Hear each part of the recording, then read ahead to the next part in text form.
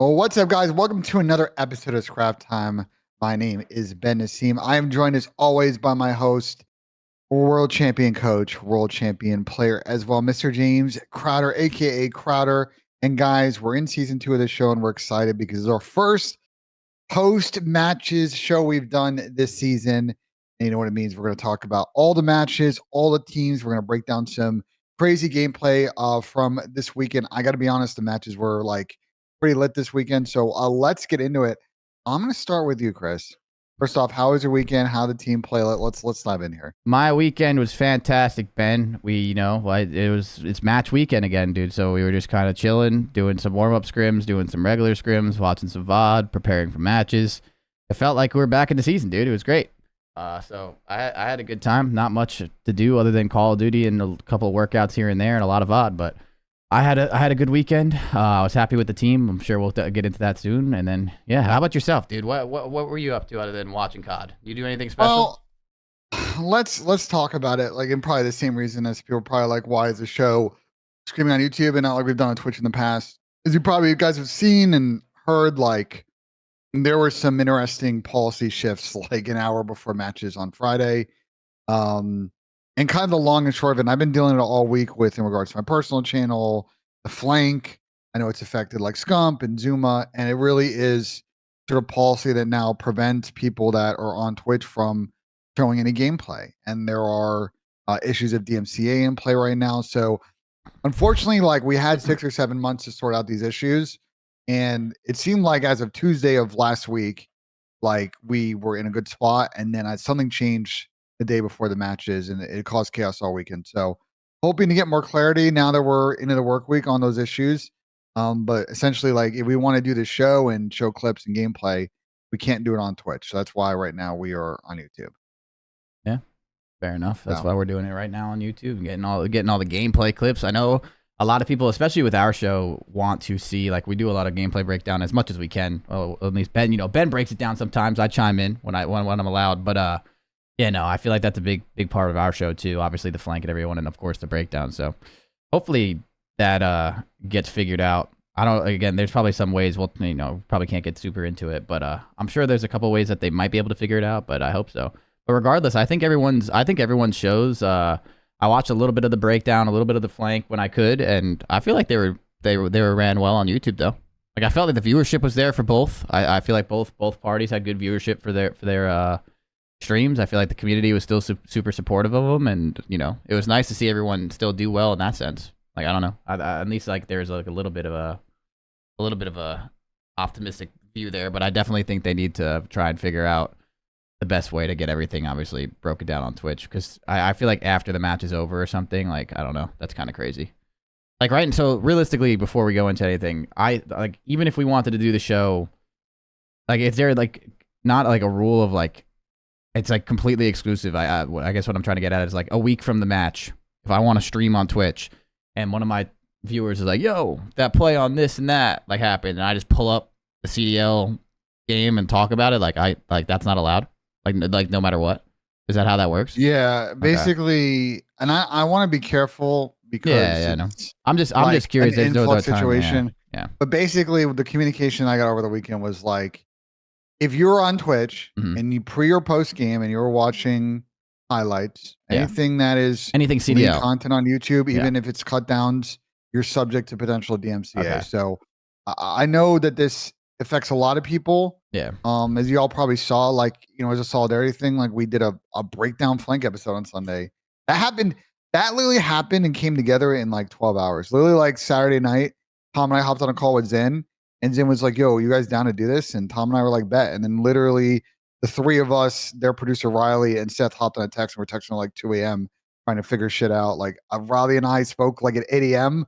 after that to like figure things out. Like it was a very, again, because this all was communicated very late in the process, the whole weekend was just crazy. So I'm hoping with like the work we can cool our heads, we can get to a good kind of compromise where YouTube can, respect and protect their intellectual property, but we don't fester the growth of the community across multiple platforms, because the whole goal of all of this in general for everybody should be doing what's best for the community, making sure that people can consume content in different ways. So We'll see how that goes. But I think for now, we are on YouTube. So I don't want to speak on it Yeah. more. It's just it's a complex situation. But let's get into it. Okay. You guys know how this goes. We always start any episode, and especially these type episodes, asking Chris about Atlanta FaZe. So you guys played 2 matches this week, one against Boston, which did go to a last map, and LA Thieves, which you guys did 3-0. 2-0. But I assume for you was not, like the most perfect COD of all time. It's first week. There's always stuff to work on. How would you assess your team's performance after the weekend? It was all right. Like, it was good. Like, I think the LA Thieves match was a lot cleaner for the most part. There is still sometimes, like some things we could obviously get better at, and we're going to go back and watch that today and figure it all out.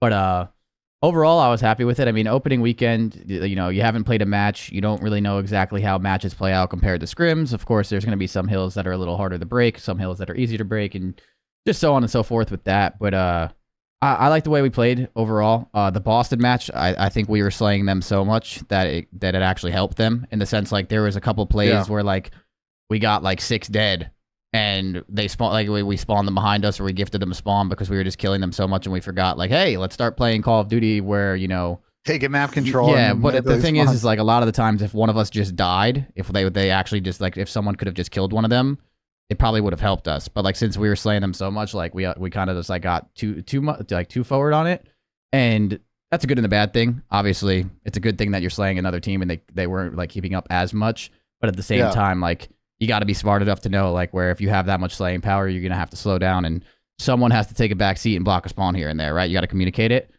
We watched that back on some of those plays of how like we could have gotten more active with some of the kills, and like we saw like what we did right and wrong, and we kind of improved on it. And then the LA Thieves match, I mean, it was, again, a closer match in the sense of that hard point. There was a few things that like we still have to kind of go over and talk about, but it's also another thing too, where like some of these maps in the early season, I think this will get better as teams get better and people adapt and get better during matches. I mean, some of these hills are just hard to break and stuff, so that's like you can outplay a team on P1, P2 and get like 70, 80 points, but then if they get P3 on a Karachi, it's tie game, right? Like, of course, LA Thieves, I think we started off getting that first P3, but that's just my point. It's going to be some closer hard points here and there to start. I think the better teams get and the more people start to adapt and realize, like, hey, like, in matches, this hill is really hard to break. We got to really be ahead on this hill, but on this hill, we don't have to be. Like, you know what I mean? Like, figure that out. I think you'll see people get more comfortable. But overall, I was super happy. I think the team, played great. Winning matches is all that matters, and especially opening weekend.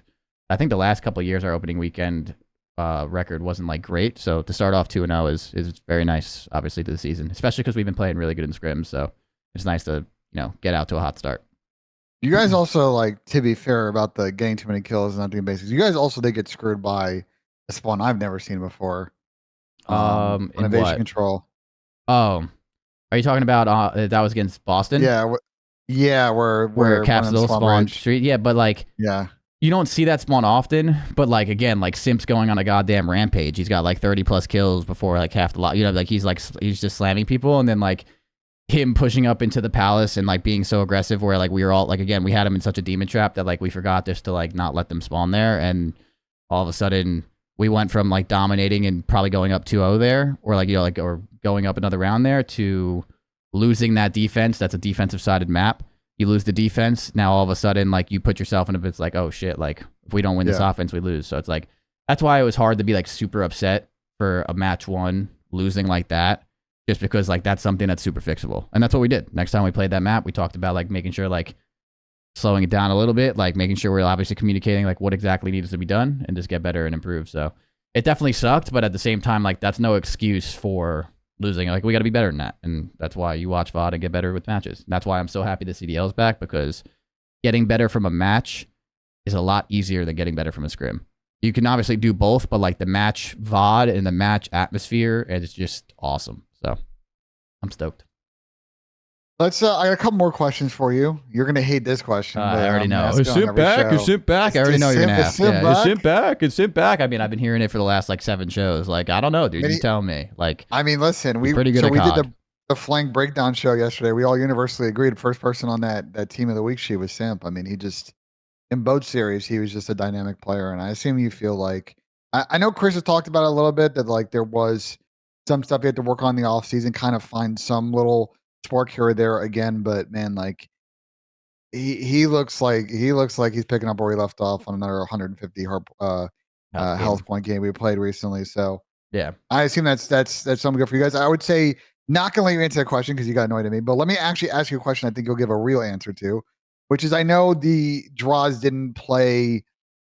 You didn't drop a 1-2 this weekend, but you guys went 2-0. Do you think there's any few things that draws has got to work on, or it's just the points you highlighted earlier?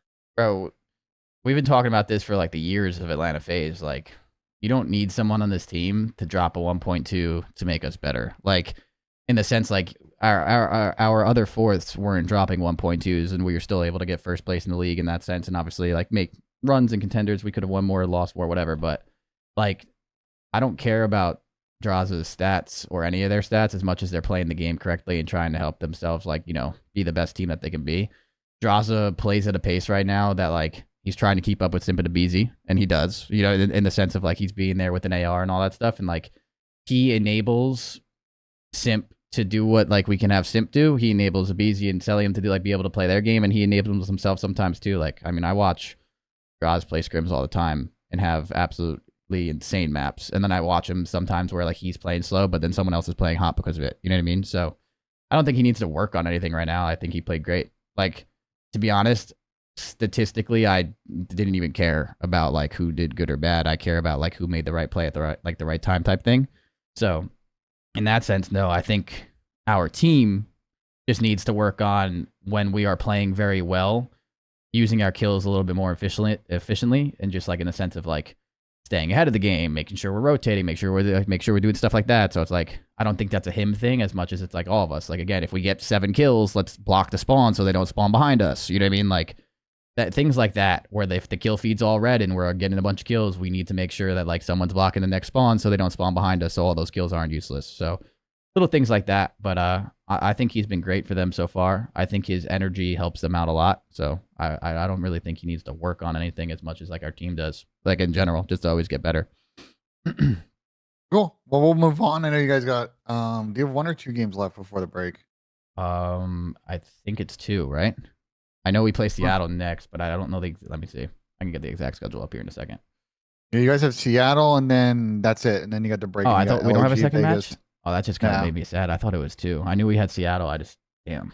Yeah, I assume you'd rather have 4. I would rather, I mean, the more matches, the better, bro. The match spirit, like the atmosphere of matches, even like when you scrim with matches coming up, even the scrims are, just like more fun. So like that sucks. I thought we had a second one. I guess not, but I knew we played the Surge on Saturday. But well, let's talk about Seattle, because that's going to be a really good game, because Seattle went off to an 2-0 start. Over the summer, I think for fair reasons, there was some criticism about this team composition because of how some of these players played last season, and really the lack of, Abuza coming in and playing a sub more like what he played in AR last year. This seems like a little bit of a role mismatch, but they've come in, they've looked really good. They had a pretty impressive 3-1 victory over Thieves and another 3-1 over Boston. I know that both of the teams that we named there went 0-2, and we'll get to them later, but I mean, you can only be who's in front of you. Chris, what impressed you the most about the Seattle Surge this weekend? I mean, I wouldn't say it was impressive just because they've been pretty good in scrims. Like, I think, like, I guess if you would say, like, they, like, followed up, like, how they've been in scrims, like, I think a lot of teams, I think, had them and LA Thieves. I think I even said it last show. LA Thieves and them are, like, on their list of, like, teams that might be overperforming, quote unquote, just because people kind of had a lot of criticism for Seattle. But, and LA Thieves, but I think they just played well. I think they're a good terminal team, and they're gonna, like, people are probably gonna start thinking about not playing them on that already. Just the way I feel like Hook plays on it really well, and they're good at that map the way it is. But just in general, like, I think they're a team that's been practicing a lot. They play a lot. Like, people like Illy and Hook specifically, I think play a lot of Call of Duty. Like, they grind, you know what I mean? Like, they're gonna find all like the ratty, nerdy stuff that they need to, and that's like really, really respectable. And then I think Abuza is kind of living up to the standards he needed to like for this team to do well, right? Like, a lot of people had like the question mark, like, if Abuza is good, they're good. If he's not, then this might be like rocky with them, especially with the whole AR sub thing. So I think this team's just doing well. I mean, They have a good coach, they have a good team, and they they started off hot. Like, I think that's a good thing for them. So I think they're in the top 5 team contention easily. You know what I mean? Like the way they've been playing in scrims and stuff too, even before these matches. So I think a lot of people that have been playing against them know that they're a good team. So doing what they're doing right now is cool. It's nice to see. Yeah, I agree with you on the terminal thing. I mean, they went 4-0 on terminal this weekend. 2 of those wins were in search, which, the way terminal S&D plays out is your offensive threats are pretty limited on that map. One effective way is really just to kind of bang out on offense. And it's obviously a mixed bag if you don't win the gunfights. Yep. It's just really hard to play the map slow on offense. Like the other team needs to really scam. And hardpoint, and we've kind of talked this to death. The spawns and hardpoint and the way that map sets up with the hills, like it is just about the whole security side on most of the hills. Most of it, yeah. P1, obviously, I think bad side because of the wall bangs is probably pretty good, and obviously plain side. But for Burger, for Library, for Dreams Hill, you want the security side spawns, and so yeah, I just see, and they're gonna play OpTic next, and OpTic are a team that I could see them maybe squaring up on a terminal hard point, but I don't know about terminal search. I think OpTic would be wise not to play that map. And if I were OpTic, try and get on, and we'll talk about them later, like a Skid Row type deal, something that fits their team a little bit more. So, really curious to see. And the nice thing about Seattle is we're going to see them play some good squads. Obviously, as you named, you're going to play them next week. OpTic plays them as well. So those are 2 big tests. And then they play Toronto after that. So we will know very quickly here by the middle of January if the Seattle team is maybe better than top 5, Chris. Yeah. They might push themselves higher in that conversation. Oh, for sure. I don't think anyone, when I said top 5, I wasn't trying to be disrespectful. Yeah, no, 100%. Like I don't think anyone can be considered top anything right now. So you know what I mean? Like even us. Like I don't think, like I think right now is like the top 5, top 6. Like you have those teams that are like kind of floating around, and like how they start piecing it together in matches and like really proving it, especially after the first event too, when like you actually see people play on the big stage. I think that's when you're going to start really like getting your solidified 5 or 6 teams that are really, really good. But again, you have to kind of wait. I think people have like their predictions, but it's very hard to tell right away what's going on. Because at the end of the day, like doing well in scrims, you have to translate it, right? And then obviously you have to translate the online matches to land. So I have to wait and see. But they can definitely do that easily. They've been playing well.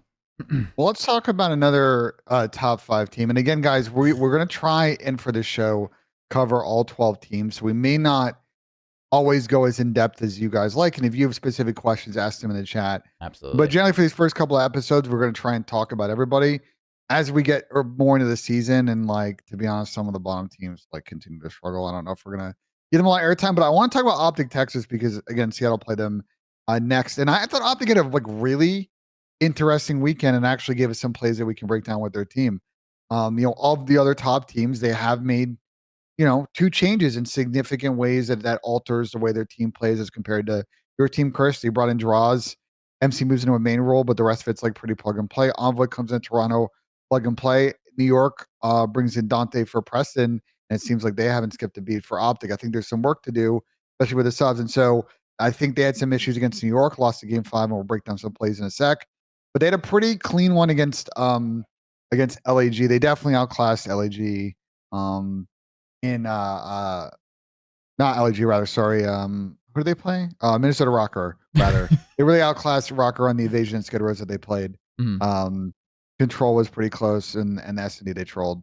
But let's actually get into search. Weirdly enough, OpTic this weekend played 3 S&Ds. They all went to game 5, and New York and OpTic lost all 3 of them. The first one, which was the high rise against New York, I don't think we're going to break down. I mean, that was basically just a case of like New York like hard hit B Street and just killed Dashy, and then they were kind of screwed 3v4 high rise defense, like just trying to make plays.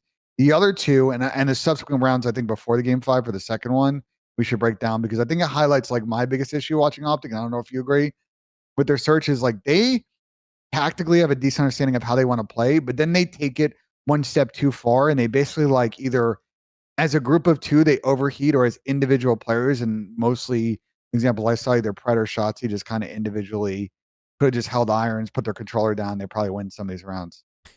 Yeah, I mean that's like the double-edged sword that a lot of players and teams, especially when you like get a team like OpTic or any talented team have, is like those players. The reason why those teams are so good, or they become so good, or those players are so good, is because of how talented they can be. And like finding that balance is tough because like those players are so good because of the plays that they make and the plays that they're able to make, right? Like, you know, like they're able to do some of these individual plays and like get away with it because they're able to like use their gun skill or their movement or their talent to get out of it and get a kill or a 2-piece or a 3-piece. Like they win you games like that.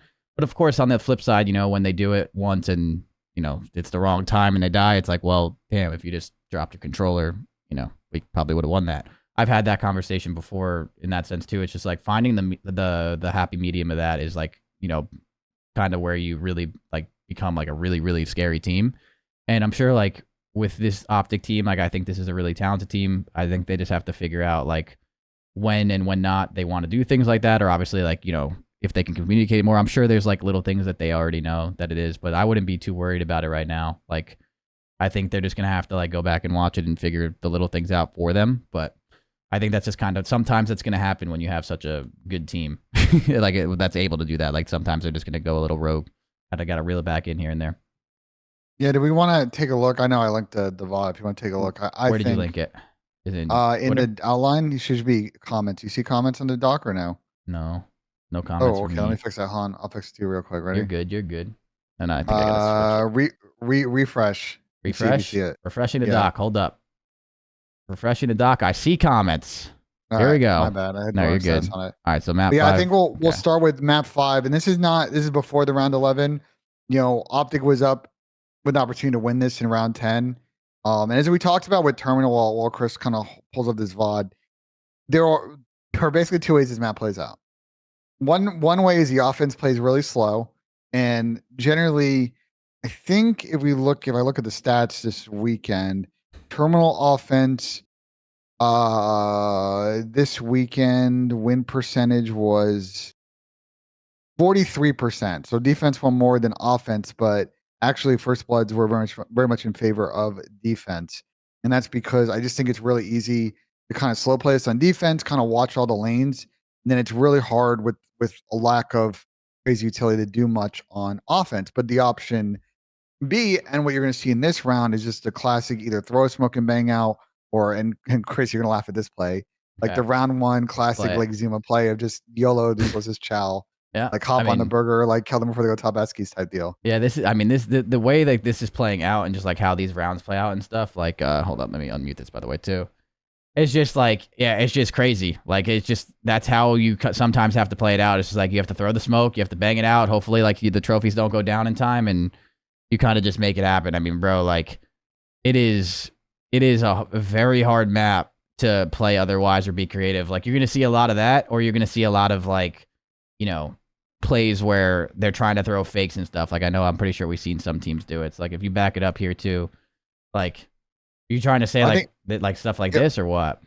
Well, so this round in particular was a 4v2, and I thought that all OpTic had to do once they got 2 kills is just kind of I'll back it up really for push the issue. Yeah, for the there's really show.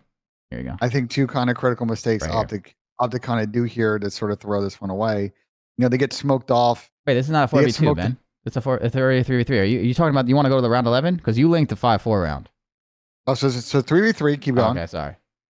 3v2. 3v3. Okay, 3v2 at that point. Oh, so you're saying like something like that? They kind of push a little bit too farther here. Like Ken backs up. So I think what happened here is that Ken backs up, and I don't know if he calms it or, you know, it's just a mix. Yeah. And AG chows, and he's got no one on this sort of planner's Heady to kind of watch over him. Yeah. And so he's getting gunned by guys on Heady. And then, okay, 2v2, we're still good. Ant's got Halls here. But he kind of pushes up. He does seem to have some help from Ken. It seems like maybe they wanted to chow together, but instead of holding irons, again, on defense, it's very easy to just kind of play patient and let the offense kind of make plays, and then they kind of walk in your irons. Yeah. Instead, Ant tries to take the kill. He dies, and what was like a pretty winnable situation for them now becomes a 1v2. And once Bomb gets down and playing here, if you're in a 1vx situation, this is impossible. They need to scam this. Yeah. They have to scam this bad. Yeah, that's an impossible play for Kenny right there for sure. So it's like, honestly, I mean, the biggest thing there is it's so easy when you, especially like what you just said, like you watch Pred like take that chow, and like Pred takes that challenge, and you're just like, yeah, you know, like maybe next time don't do that. Like in hindsight, but it's like, yeah, that's probably 1000% a communication thing where it's like you're in the mix. There's smokes. 4 people are pushing through a smoke. AG's in the middle of the smoke, and everyone's going crazy. Like, what are we doing? What's going on? Like all that stuff. And then like we get these kills. Like AG thinks he turns that corner probably gets a kill. He doesn't, but he's expecting like an insta trade, and like Kenny probably was weak and backed down. So it's like little things like that where it's like I'm sure Kenny probably could have said like, "Yo, do not chow," like I'm hurt, or like vice versa, like things like that. But I mean, yeah, it's just I want to look at the round 11 as well, right, because this is I'll something interesting I want to talk about on Terminal, which is how to play a bomb site and how to effectively play a bomb site if you're calling a B counter. Because I actually think that the way that OpTic ended up playing this, they kind of just gave up. This is a one way to lose defense, is just giving up way too much space to offense when you have just such a massive advantage to do so. So I want to get your thoughts. 'Cause I don't know if you watch this round or not. I just want to get your thoughts live, kind of watching this play out. So let's see it, dude. We got a round 11. But instead of the B bang out, it's the A bang out. But usually, again, like you can kind of like figure it out pretty quickly. The way Shotzi's playing this is nice too. Or if that pistol is a little better. Pause it right here. Paused it.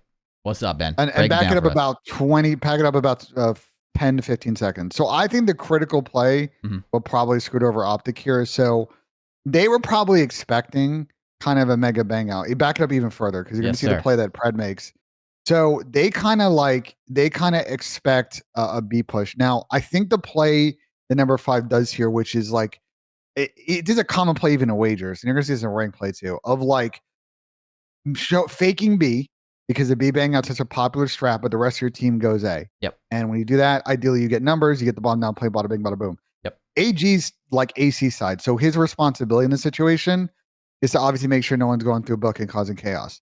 But what ends up happening here is because he's given up the cross, like the Dreams cross, because they see this one guy B and they freak out, is AG actually slides in to help the guys B, and they have no information because of how deep number 2 is, but any of these guys crossing plane. So if you hit play, you're going to see here, kind of, they just give so much map control here to New York Subliners, and eventually, like, they're going to find AG and they're going to get this bomb down, and it's going to become a very impossible situation for OpTic. You see Pred slides over to B bomb site, they get across, they have no information. AG's just trying his best to sit on this ladder here with a pistol. He finally gets the info, but at that point, like 4v4, they've got plan unless someone scams. It's tricky at this point. Yeah, I mean, a big thing with this is like teams tend to think like retaking A is not as hard if like you're able to get in, because like you can see the way they're playing, and like sometimes like you can do like the wall bangs and people can scam it for sure. It's not an easy retake either. Both bomb sites are pretty tough, but like I don't think AG, like I don't think that was just like the call of like what they were supposed to do right there, to be honest with you. Like I think like their call was to like they banked on a B hit, and like AG was like coming through the hallway to see it. Like they see one guy, but like I think they were trying to just like blind counter it. They didn't blind counter it, and then you like if you back it up one more time, and then OpTic was just wrong. Like you watch the round play out, like it just looks like they were trying to like have AG like he looks to his left really quick, and then he immediately starts to go. Like I don't think this is like the call to watch the cross. I think the call is like, yo, they're about to bang out B again, let's blind counter it. So like again, it's not as much of a mistake as it's just like the wrong call. Like they guessed wrong. They guessed B and they went A. Like it's just tough. And then so we had Ken in our chat, and what Ken said about the situation was like, they were thinking they were going to hit B, but they definitely got bitten by the fake. Oh, they did. That's what they said. It just looked like the way Pred played it. It looked like he didn't have any intention of doing anything else other than coming to help. So yeah. But yeah, because if they didn't get bit by the fake, AG sees the guys cross streams, they slide. Maybe they can get a wall bang or two. But I think you're going to see Terminal evolve. I think Terminal evolved a lot over the course of the weekend. The first couple of Terminal maps were way different from the way it got played at the end. Like teams were a lot more effective on defensive defaults of like going bottom plane, playing that weird like under terminal jet bridge spot, and there's like a gap with the jet bridge into the actual plane, and they were able to like get better info on people and kind of trap them in. Yeah. But I thought that was kind of nice round for OpTic, and then I kind of want to watch the round 11 versus ROKKR, and I want to get your thoughts on that, and then we'll move on to the next team we'll discuss. I'll pull up the round 11. But yeah, dude, it's just like tough because it's also another thing too. Is like when that smoke goes down or that fake goes down, dude. It's like, if you don't bite on the fake and then it's actually not a fake, it's not an easy situation to be in, especially because like you have to remember from Pred's point of view, it is not an easy situation to be in because Pred wants to help out as much as possible, and like that watching the cross and making sure it's not a fake type thing. Those 3 seconds like can be the difference of him like getting into that smoke and getting a 2-piece. So like it was more or less he probably played off his instinct there too to like help, and his instinct obviously just he gets wrong. Like that's gonna happen. The terminal's a rough map right now, but again, I think it's gonna keep evolving like you said. All right, but we can watch this round 11.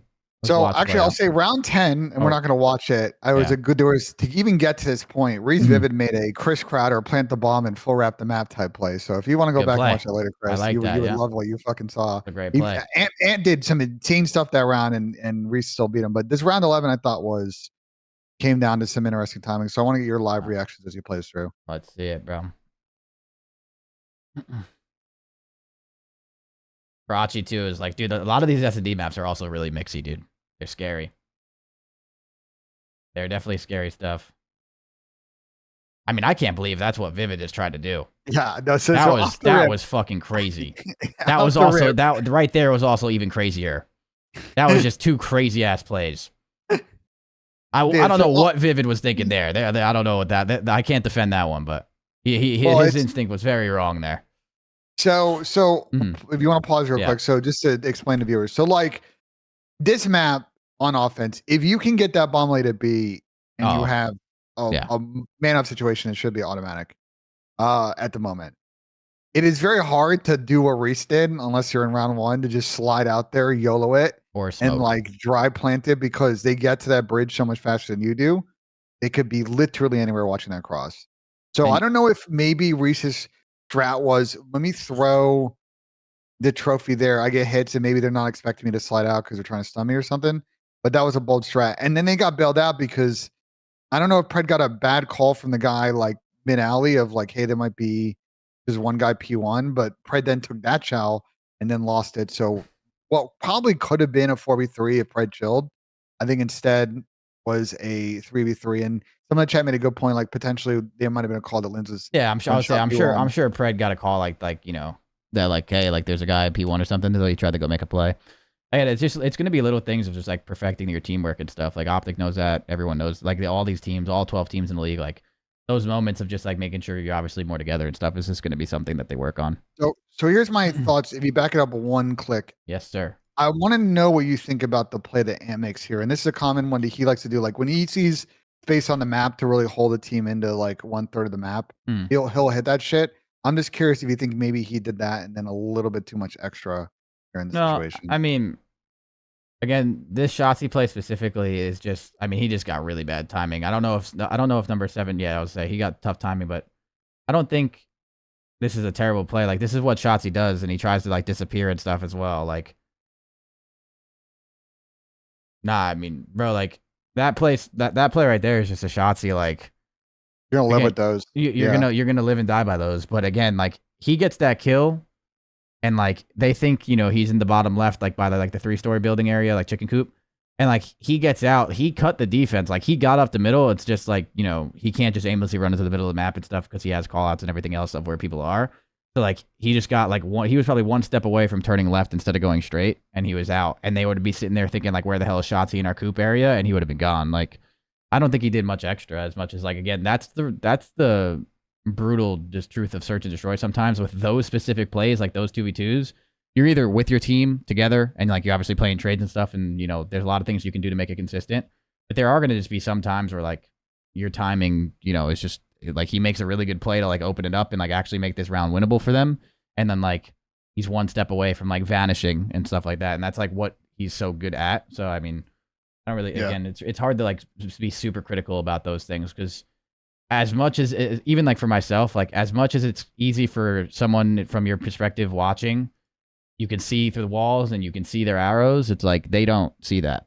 So it's like, you know, again, there's some things you can do to be consistent, but there's also a lot of things where it's like, damn, like, you know, sometimes the timing's just not going to be perfect. But honestly, I don't hate that play at all.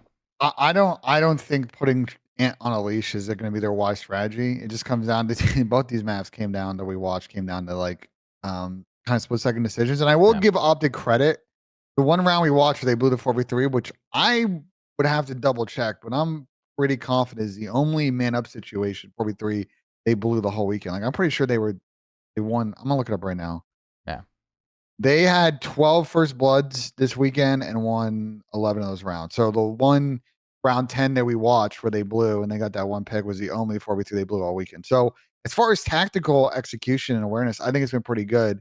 It just really sucks that they lost 3 S&D maps and they all came down to round 11. Like that's just a tough bounce. But if you're an OpTic fan, I think the respawn looked good. They looked great against ROKKR, and I really think that unless you are a bold team, I would not play them on Skid Row Hardpoint. They looked phenomenal on that map, and when they get you in the absolute burner of just funneling you one way on the map, like you are going to lose against them by 100 plus because they are just going to constantly be getting freebies on you and hitting pinches. That's what you're going to get with Pred, you can get with Ant. So a lot to like from OpTic, a lot for them to work on. I think you'll take the 101. You know what I mean? You'll take the 101. I mean, yeah. Uh, Again, starting off the season like that, yeah. it's always going to be. It's always going to be important to get like wins under your belt, and you're still going to learn a lot. And the team that they lost to too is also. I know people haven't been talking about New York a lot, but it's like they just won 3 events in a world championship. Like they're pretty good. You know, Yeah, like so I know people haven't been like talking about them as if they didn't just do that, but like they're so.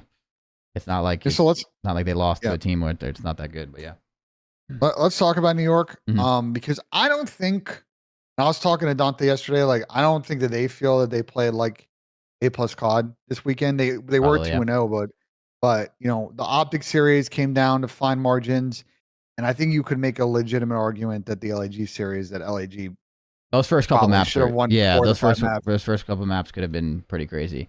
I hate the like people should have won a map thing and then they lose for sure. But like, of course, when a map gets that close, there's always things that both teams do right and wrong to decipher like those last couple seconds. But yeah, like LAG had a good chance to close a few of those games out, but they didn't. And LAG has been not looking like incredible in scrims and stuff. So it's like you want to make sure you're closing like those maps out against like those teams. So it's like if that's not an LAG in those scenarios, like they might have got closed out. Like I know why people are making that argument, but I mean, again, it's the first weekend. There's going to be a lot of mistakes from both teams. Honestly, even LAG probably made a bunch of mistakes. You go back and watch it where they could have done little things, but I don't know. It depends. I wonder if LAG overperformed type thing, or like maybe LAG's been looking a lot better and stuff too in scrims. We haven't played them too much, so I really couldn't tell you. Well, I think so. The first to get on the New York. Do you want to talk about New York? No, we can talk to New York. I was just mentioning with the LAG. Yeah, so we'll get to LAG after. Let's start with New York. Like the OpTic series for New York, I thought again was close. And the LAG series, to answer your question, I think like they caught Dante on like not one of his best days. New York kind of gave them an S&D high rise. And I was talking to Ace him this weekend, and he's like, bro, Diamond Khan is like maybe like one of the best high rise players right now. Like these guys have been basically they were playing 6v6 shells on high rise during the beta, like a combination of LAG players. So like they are very well read, and it's probably one of their best, if not their best search map. But even then they New York obviously looked pretty good on high rise earlier in the series they played against OpTic, and then the LAG one, like somehow they won that round, the round 11 with Kismet falling off the map. Like, I don't know what to say about all that. Like that was another winnable map for LAG. And then even the last round, the Karachi, it came down to some big plays, I think, out of players like Cedar Skies and Hydra, and just really, I think, for New York, I think they got away with one in that one. But it's early and they walked away 2-0. S&D, to me, for New York, looks really good. I talked to Dante earlier this week. He said S&D is our best game mode. They were 4-0 this weekend on that game mode, and that was a concern that we had coming into the season with them was Preston coming out, Dante coming in. Dante's team last year, Seattle Surge, was not that great search, and we were concerned with Preston coming out that there was a gapping sort of like glue issue, and their teamwork at S&D looks incredible. So I think they put a lot of work in there. Surprisingly, for me, is I think the weakest game up for them has been Control, but it's a sample size of 2. So and go ahead. With them too, like I think Seattle Surge was terrible at S&D last year. They might be. Were they the league's worst like ever last year? They were on a really bad losing streak. Was that I think London might have been the worst S&D team last year. I'm looking at it right now. But regardless, like that's not Dante's fault. That's not Sib's fault. Like Sib's not a terrible S&D player. Like I don't think it was like he's like not a notoriously bad S&D player like slays heavy or anything. So it's like I don't think he was gonna They were second worst last year. LAG was terrible, but they actually had a higher win percentage in Seattle, and then London was by far the worst. But to your point about Dante, I think the problem with Seattle last year was like it was basically Pred and Inshallah. Like if Pred didn't get a fucking first blood, the way they played, they had no teamwork last year. The way they played S&D, it was like if Pred doesn't make an individual play and get a 2-piece, like everyone else, like, bro, they used to get broken down in so many of their 4v2s. Like, they would just be all one by one by one by one. Like, they would get broken down in setups and stuff. Like, yeah, they had plenty of problems. But That's such a tough losses. And one against your team in a round yeah, of no, 11. of course. I'm just saying I have fire, but like, but that's gonna happen, dude. You have to win your consistent ones. Like, you're gonna lose a close one here and there, but like, you'll also win a close one here and there. You need the ones that are like gimmies where you're in 4v2s and stuff but we could talk about that all day. But just like with them, yeah, I don't think Dante was ever a bad, or Sib's ever a bad S&D player. So him joining this New York team is going to be like fine probably for the most part. And I also think I want to say New York last year, if I remember correctly, they had a period of time where they weren't good S&D. And like that was that was a big thing for them of why they were kind of struggling mid-season. And then like when they got their teamwork and stuff back in action, we saw how good they can obviously be. So like I think another famous series where to that point you guys clutched on them in a series that they probably should beat you guys at Columbus. Oh yeah, they beat us in that series. Hotel I still that, but BZ went crazy. But yeah, no, like that's what I mean. So it's like them having a 4-0 start for anyone that's an NYSL fan is probably going to be pretty stoked, just because like S&D is a very important game mode. We know that. And then them having like their struggles last year a little bit with it, and then they obviously fine-tuned it and we're fine. It's a good sign for them. I think a lot of respawns right now for a lot and are going to be a little bit up in the air, just because I think people are still learning, and the spawns are still a little, a little. They're and they got a little bit on the new patch. Well, let's talk about one thing related to New York. If you want to pull up the clip, I have it. And unfortunately, I'm gonna need to point to Caesar and probably give him a little bit of a red card here. You got the red card too, bro. It's a sponge. It's not even a card. It's a sponge. Pull it up. Pull up the red card. Pull up the red card. Chat. Ben's got the red card. It's a red sponge. So I actually also have a yellow card too, but I don't actually have a yellow card. It's a yellow fucking sponge. You gotta go on Amazon and buy some red cards, Ben. I did. I bought them yesterday, but bro, you gotta get the whole ref thing too. You gotta get everything. I got the book and like a pencil. Tom and I said we're gonna like start writing them down. Gotta get the pinstripes, dude. Oh my god. No, I'm not wearing a fucking. You have to, Ben. Bro, it's content. You got to do it for the content. If you showed up on the flank, if someone snakes with a red card, a whistle, and the black and white shirt, and you were holding, dude, that'd be good stuff. Whistle, I'm getting 100%. I'm getting the whistle. You have to. Maybe I need to get like ref. I don't know. I got to talk the stuff through on that. But let's talk about this clip. It got a lot of buzz on social medias, and Caesar did apologize for this. The LAG players responded and said this really didn't, in their eyes, affect the outcome of this, because LAG kind of mega trolled sort of their decisions after this went down anyway, and I think that affected them more. But if you want to hit play, you see that number 4 Skies is here in a P1 desperate situation for New York. They need to play perfect hard point at this point. Everyone look at this character right here. You can see this character is the one we're looking at right now. So this is what people are saying. So you can see that he goes down, he gets shot at, he snakes up once, twice, 3 times, 4, 5, almost like 6. He does it about 5 times, and then he obviously climbs over. And that's technically, if people are watching that are new or not fully aware, the gentleman's agreement between players right now until snaking is fixed, especially on the new patch. I think on the new patch, by the way, he's not even able to do that. By the way, like 5 times. Like I think after the second or third time, because in Warzone right now it feels really clunky. But regardless, if you do that, if you snake up, pop up glitch more than 2 times, it is technically illegal. I don't know who is that Zuma's rule? Is that the community's rule now? The GA? GA Commissioner Zuma, that was the rule that all the teams agreed to. 2 pump. Yes. So that was more than 2 pumps. So we're gonna back it up one more time. And you can see it's hard to see with the gloves in the way, but you can see his name doing the animation. So you see that technically speaking, this is a snake. So you have 1, then he goes 2, then you say 3, and then like he does 4, 5, and then hops over. So yes. Hypothetically, or not hypothetically, that is a snake. That is like doing it more than twice in a hill that is obviously impossible to break. I don't think that had anything to do with the outcome of the game. Like it didn't, because LAG basically, they need 2 seconds. Or obviously the best way to break is to go left off of their spawn. But the problem is if they go left and they all die, which they did, they have no one going red. So New York just rotates to New when they win. Yeah. But I mean, listen. I think the takeaway is Caesar apologized on Twitter afterwards. He did the right thing. He didn't double down. The LAG guys forgave them. I don't know what else was said in like a GA chat or whatever. Like, I don't know if there's been any other kind of punishments. But I think as far as like what we're concerned about what happened under GA, this is one of those incidents, but I think it was handled in a professional manner, So okay, it could have been a lot worse. Yeah. So just to make this clear, I'm not in any GA chats either. I haven't really talked to my team about this either, just because we're kind of taking some, just like chilling. We have stuff to do today, so letting them do their own thing. But they got content today. Like, yeah, they have content. And then we have some stuff to watch over. So I'll talk to them later. So I don't even know. But like the problem is like what you just said is if you apologize, which is Caesar's a nice kid. You know, like obviously he's one of the nicest people you'll ever meet, especially in this league. Like Skies is a good dude. But you can't just like apologize and be like, bro, like if that did affect the outcome of the game, like what is the actual punishment? The reason why I'm bringing this up is because this is like moments like this are important because if nothing technically happens and this actually affects the outcome of the game next time, where you do it like 3 or 4 times and you win a map, or this happens in a final or whatever it is, if they don't fix the snaking enough, I don't know. Again, we have to kind of see how that plays out. Like, oh, I'm sorry, guys, but the match is won. Like, that's where the gentleman agreement becomes tricky, and this is why like people are very serious about this stuff. Is like moments like this. I know this doesn't affect the outcome, but like, what is the actual punishment? What is the actual punishment of something like this? Or is it on LAG to like enforce like, hey, like that's bullshit? Like, or is it like all teams or something like actually say like, yo, you broke the GA. This is like not what we're doing. Like we all agreed to this. If you want to break this, like this is what you get. Because if there's technically no punishment here, then what the hell is the point of having it?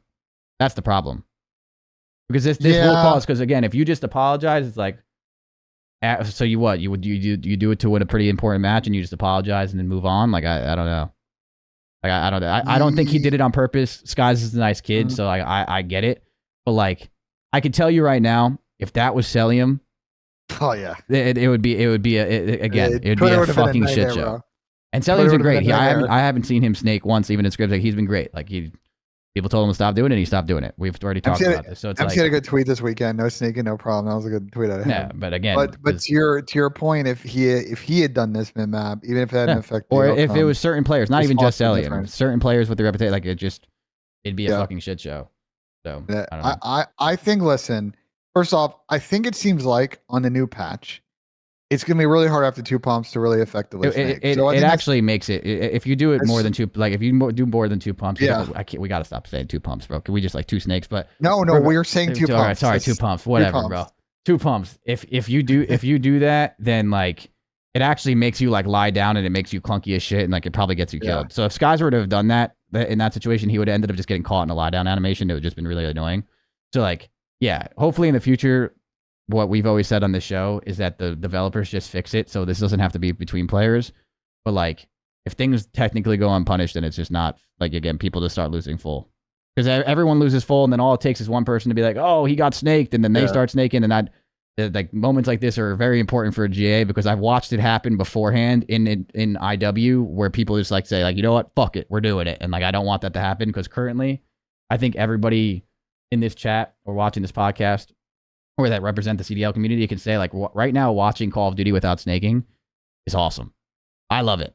I think it's so nice to watch like just the game be played a little bit more normal without people doing it. So I don't want the GA to be broken personally. So I hope this goes down right. I think my take on it is I think what seems like the effectiveness in the new patch, we basically have this problem for essentially 1 week, and then theoretically on the new patch should prevent something like this from happening. I do agree that there needs to be, I just don't know how it's one of those weird ones where like, I don't think in my eyes that like people are saying like Caesar should sit out a map, like sit out a map. I'm like, how does that work? Like, what are they wait. Fucking, like, to see that's what I mean. Log in, like, what are we doing here? Like, what's up? Like, there's no what you're not gonna make them punch him for a week and no scrims. Like, I just, this is the problem with this fucking GA is like, yeah, it's help. It's taking out the game, which is nice. A sin bin, like, what is this, rugby? I mean, bro, you can't wait, like, dude. But let's just make this very clear. No owner of the CWL is sitting their player out that pays them a shit ton of money to play Call of Duty for a living because he snaked in the game, that the game allows you to do that over a gentleman's agreement. There is no way someone is willingly, potentially taking a loss because of that. That's never happening. No owner is doing that. Period. Listen, I have the response. Ready? What is it? Caesar Skies Bueno owes everybody on LAG at least 5 gifted. Bada bing, bada boom, problem solved. That seems like a fair these guys make too much money for that, bro. That's nothing. Okay, 10 gifted. Fuck. Like, I don't know. Like the Twitch. I'm just telling you, this is like the actual problem with it. Like, I don't think, again, the context of this, it didn't help them win the game and everything else. But the way people react, I've seen it happen. I just know that like people get really fucking sketchy with this really quickly. And if this were to happen again, even if it wasn't selling, if this would happen again, people just lose full really quickly. So I don't know technically what you're supposed to do, but yeah. Well, hopefully that never happens again. But again, I think this is all fixed pretty soon, to be honest. So it's just fun. I agree. I want to bounce around. Who should we talk about next? Let's talk about LA Thieves, because we talked about the two teams they played already, Seattle and you guys, and they lost both. They're off to an 0-2 start. 0-2 start's not always the end of the world. I know people that have watched the flank are tired of me saying this, but we might have new viewers. We have seen a team start 0-2 in this situation. In fact, even worse situation, because we used to have 5 games, now we got 7. This was OpTic Gaming, Major One, and Vanguard, and they went on to win that event with the 0-2 start. So just because you play bad the first week doesn't mean the world is ending. I'm curious, Chris, watching them play, having played against them. They're 0-3 in Hardpoint, 0-2 in Search. They only won 1 map across the 7 that they played.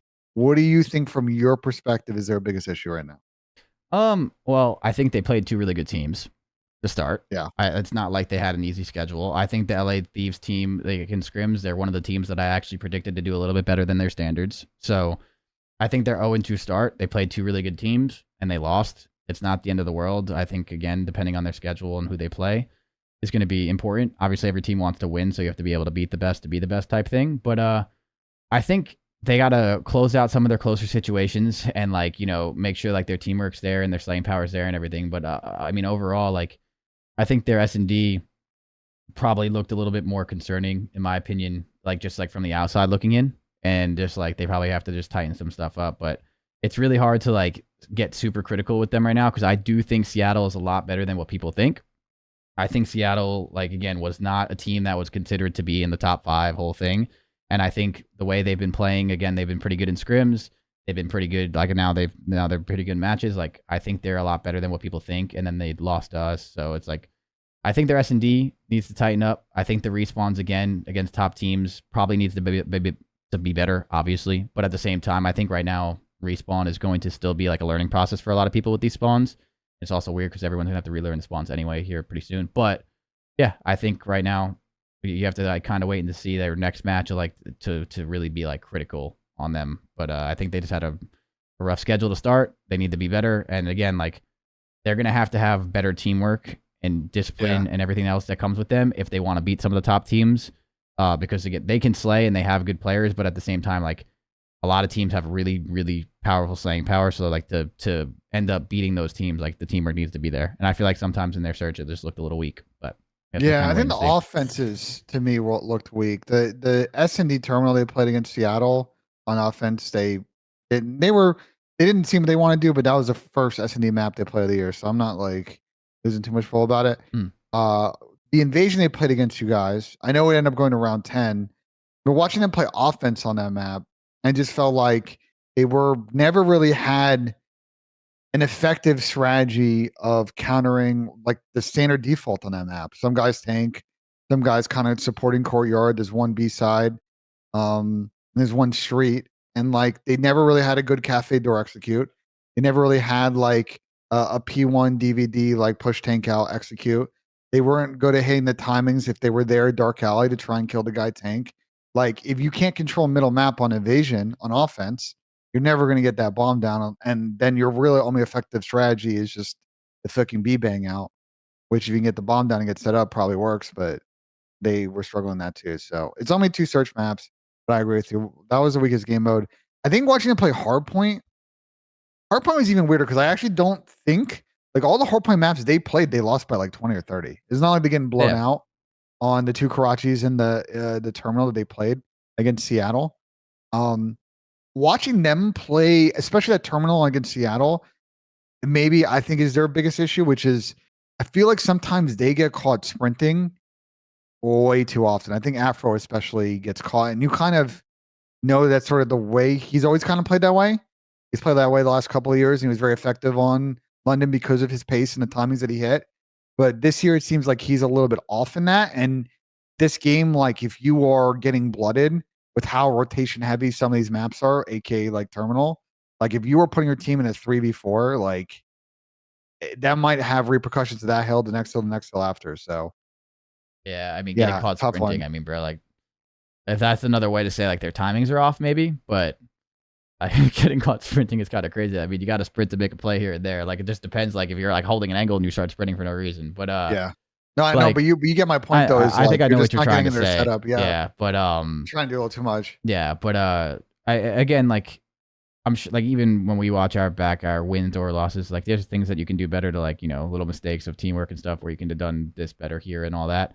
But I think when you talk to a lot of teams and you got like rankings and stuff, they were supposed to exceed standards. LA Thieves, right? Was what I said earlier. You don't really scrim S&D, and S&D scrims are not taken as serious. They are serious in the sense like you're getting better practice, but like a map count of S&D scrims is not like, oh, we're frying in S&D. Like a lot of people are trying stuff out, figuring things out and all that. So like the thing now it's obviously worrying is just more of the S&D than the respawn. Respawn, they played some close ones, they lost some close ones. I'm sure there's stuff that you can go back and I'm sure they're like, oh, we can do this and that better to be better, whatever. But like you don't see a lot of S&D like, potential in a scrim. So a lot of people that are thinking they're good, clearly like their respawns are probably going to be pretty close or good if they can close them out, where that's not going to matter if you can't win your S&Ds, right? So like S&Ds are going to be important. And like that's where like you want to make sure like the Thieves teams, if they actually want to hit their standards of over like either A overperforming, whatever you want to call it, like they're going to have to be good at S&D. And if they're not, that's the problem. So that's where it's going to be like a big question mark for them is like if they can lock that in.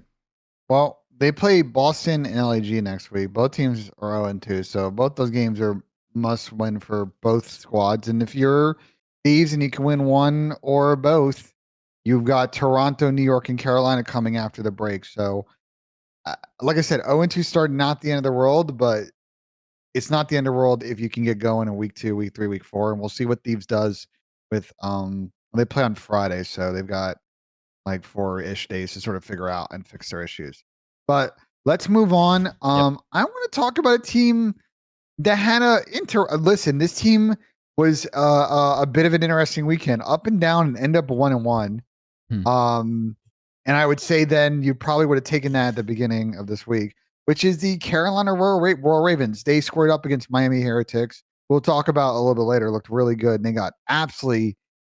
Well, I think it fried. The first map was pretty close, but it seemed like after the first map, Carolina kind of lost that edge, and then by the third map, it was kind of a blowout. The Vegas series was very interesting because Vegas went up 2-0 in that series.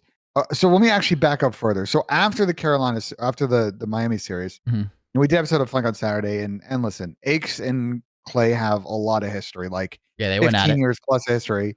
If you haven't watched that Saturday episode of Flank, I recommend you do because it was a banger, and there was a lot of back and forth between the two. Like Clay hopped in a call a couple of times, and so going in that Vegas series, I would say that from the community narrative bullshit perspective, there is a lot of writing on that one. And once again, Carolina did not get off to a good start, but they found something on that invasion control. They won that one fairly clean, I thought 3-1. Dominated Vegas on a Karachi hardpoint. That was probably like the cleanest hardpoint. They only played 3 this year, but that was, I thought, a well played Karachi by the Ravens. And then the last map, and we're gonna go pull lead and watch that VOD up right now. That last map.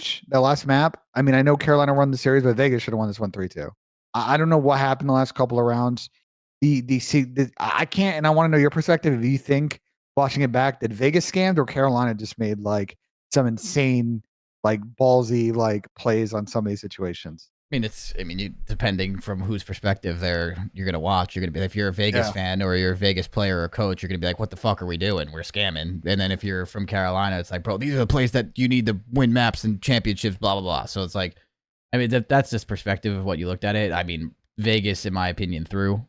And the way it usually works is if you're a good team and you're playing another good team, or you're a professional team and you play another professional team, if you make a mistake, that allows those ballsy plays from from the other team to like actually happen and be executed, and then therefore it all starts from your mistake. Like if you don't make the mistake in the first place and you watch the lane, or you have the teamwork, or you play for the trade, or you're together and you play your trade and stuff, those crazy plays don't happen because your teamwork and you not making the mistake is usually how you close those out. So like usually the way I look at it is it's more probably Vegas through than Carolina making those plays. But when you're in a situation like Carolina is, like, you're going to also have to make crazy plays and hope to like capitalize off the mistakes of the other team. So it's like a little bit of both there. I mean, yeah, I don't know. I feel like Vegas almost like kind of closed it out and then just started. I don't know what happened after that. Let's pull up the VOD. Yeah, we can pull it up. So for sure, hold up. Let me get it up here. We'll pull up the VOD because I think this is probably one of the best series of the weekend, honestly. Mm-hmm. It was just really fun, and then dude, we were. There we go. Hold up. Listen, I'll say this. You know, S&D in this game, I think Terminal is a bit of a snooze, but like the other maps are, especially Invasion at times. Once people get really comfortable with some of these offensive executions, like the end games on Invasion are going to be kind of wild. Yeah. So let's play this one out here and just watch. But yeah, no. I think Terminal's kind of a snooze, but I think Terminal, like you said earlier in this the stream, will start getting better slowly. Yeah, I think people will adapt a little bit. But that map's it's a creddy map, dude. It was a creddy map back in the day too. It's such a hard point. Even CTF back then, it's just a creddy map, and like I hope we get a map to replace it eventually. But like, yeah, I just don't think that map's that great. But regardless, here we go. So we have the round. What is this? Round 9? Yeah, round 9 here. First starts off with the first blood. Huge first blood there. Clay this should be game, set, and match. Yeah. Like what I was just saying about like Vegas and other teams is like if you don't make a mistake and you play together and you play your trades in a perfect world, you always get your trade. You obviously have one person left here. So it's like this is like where like Vegas right now, this is their opportunity to throw. They have the first blood. That's exactly what you needed to close it out. Like this is huge. Do you like that in this 4v3 that they backed up all the way, like gave them all courtyard so they can slide out tank, slide out cafe door without them really seeing anything? So like this is like what, you know, you kind of follow up what I just said with is like when you are in a situation to win the game, you know, you could play to win or you could play not to lose. What do you think Vegas is doing right now? Playing not to lose. Yeah. So it's like, again, it's just that they let Carolina like get pushed up on the map on them after they have the numbers. And now like here is like, again, like they can get the bomb down. Now it forces Vegas to actually have to make a play. So even though like they have numbers, like it's still going to be a little bit harder. So they, you know, you force yourself into a harder scenario here to win the game. But either way, like if you still trade out your kills, you should still be able to win here. So again, another solo challenge. Wait, so I completely forgot how Vegas played this round. The decision making on this round is fucking crazy to me because they got back down courtyard. I mean, look, and I don't know if maybe they thought that they went dark alley and then they rotated B and like. Yeah, I mean, listen, at a basic level of Call of Duty, sorry to cut you off, Ben. Yeah, go ahead. Look at their arrows. We're in a 4v3 and look at their arrows. Like this is basic COD. Like I'm not like overstepping a line here. Like this is basic COD. They know this. Everyone knows this. Like, yeah, look at their arrows. In a 4v3 scenario, they played it scared, and then now they're all in one-on-one chows. Like you don't have numbers anymore, and you lose. Like it's like that. Like this is like where like Vegas had the opportunity to close it, they didn't, and like you give Carolina a chance, and they're going to capitalize on it, and you might actually lose this, and that's just kind of how it goes. I mean, every team does this. This is a lot easier said than done. Like every team does do this, but. Sandy does try to make a play here, hops on the bomb, but good find from Gwen. And then Eli actually like hops off to try and stay alive. But at this point, it's just really difficult because they've got no map control. They're pinned in. Good street pinch from GodRx, and they win that round. And I don't think they should have won because in a 4v3, like letting them slide out cafe door and get the bomb down. Yeah, I mean, I don't know about that strat. Yeah, it all comes down to just not letting the other team. Oh no, you should keep watching. We should keep don't minimize. Let's keep watching. Sorry, we got to keep watching, Chris. Oh, my bad. We're watching. We're watching the whole thing. All right, I like this. We got to watch the whole thing. That's fine. We can let it run. Say. No, you're good. Listen, the reason why we're streaming this on YouTube and everything, and obviously having this on YouTube, is so we can do this. So I'm fine with this. Yeah. This is awesome. This is my favorite scrap times to do. Is just because I like to watch more Call of Duty and stuff. I wish I could break it down a little bit more, but you know, obviously I'm not allowed to do that. But.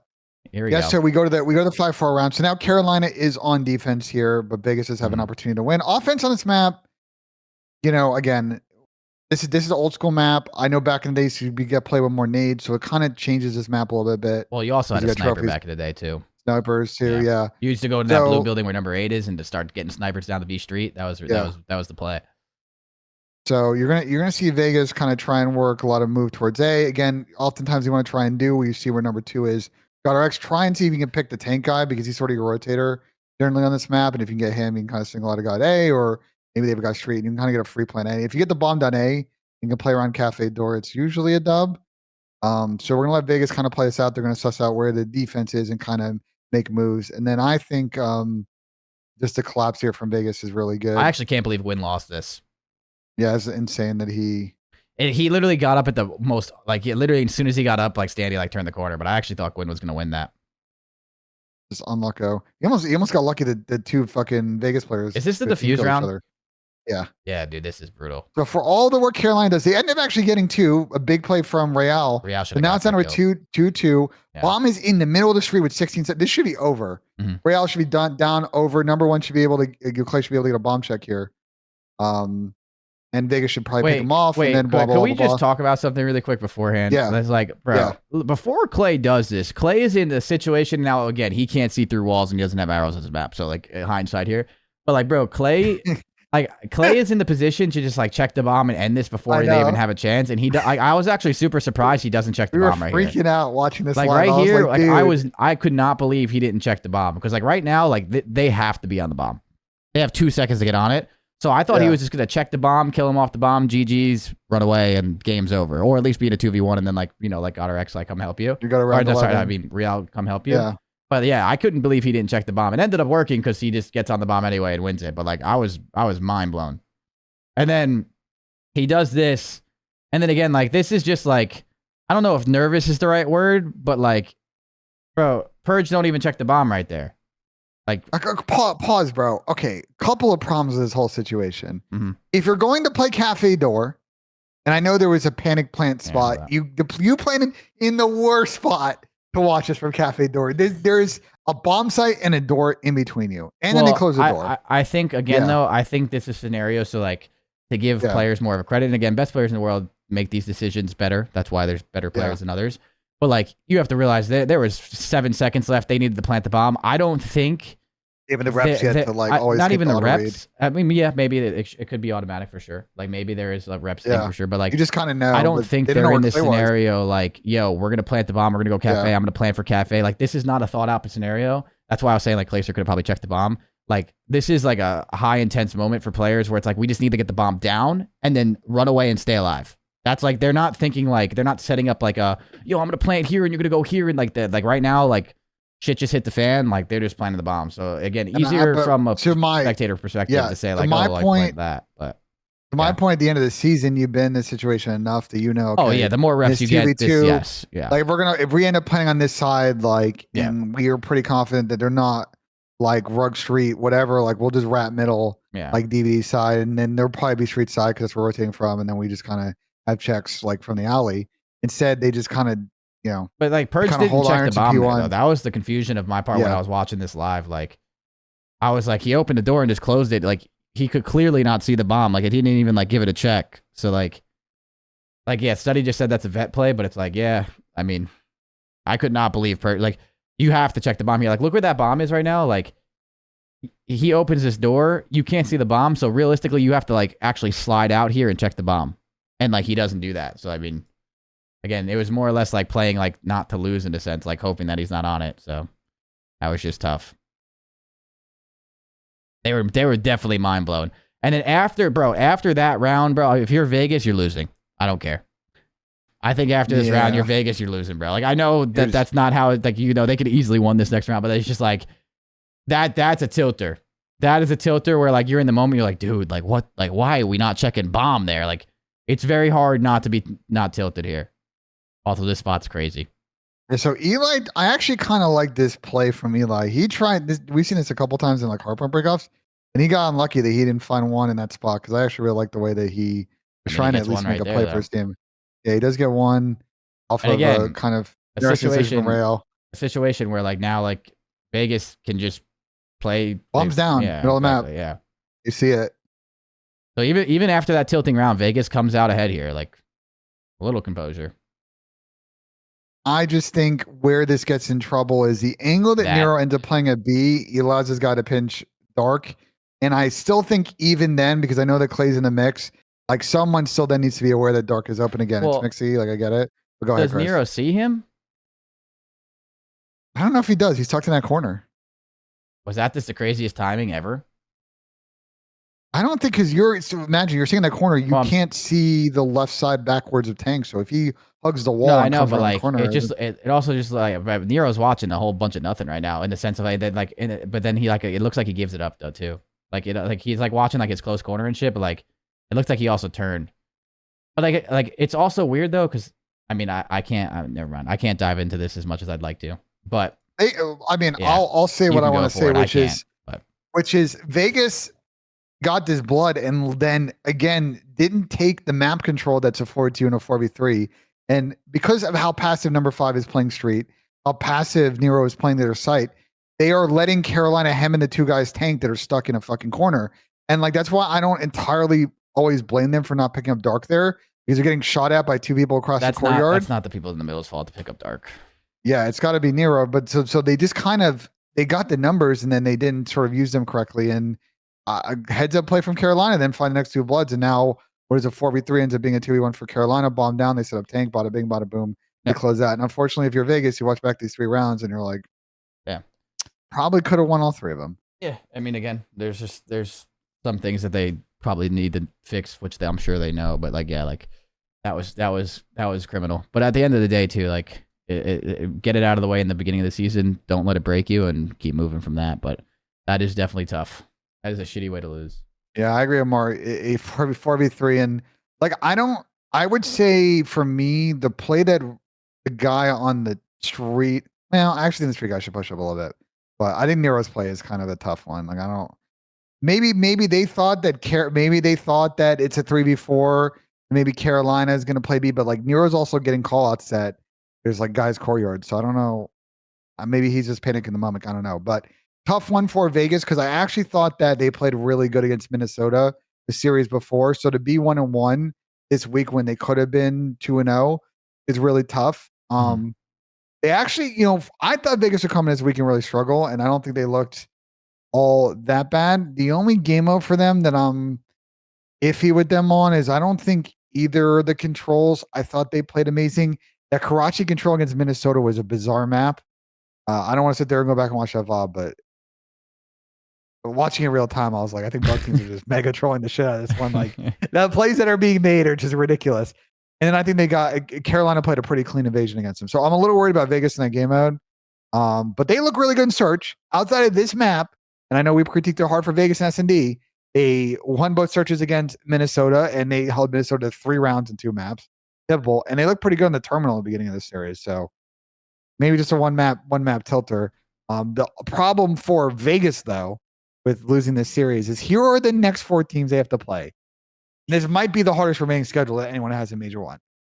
They've got to play a Miami team that went 1-0, a New York team that went 2-0, an OpTic team that went 1-1 and should be 2-0, a FaZe team that's 2-0, and a Toronto team that's 1-0 and is probably going to make winners bracket. So Vegas is going to have to get some upsets here to make winners bracket is what I'm thinking here. I don't know if you agree. No, it's tough. It is definitely really tough. I'm pulling up their schedule right now just so like people can see. But here, let's see.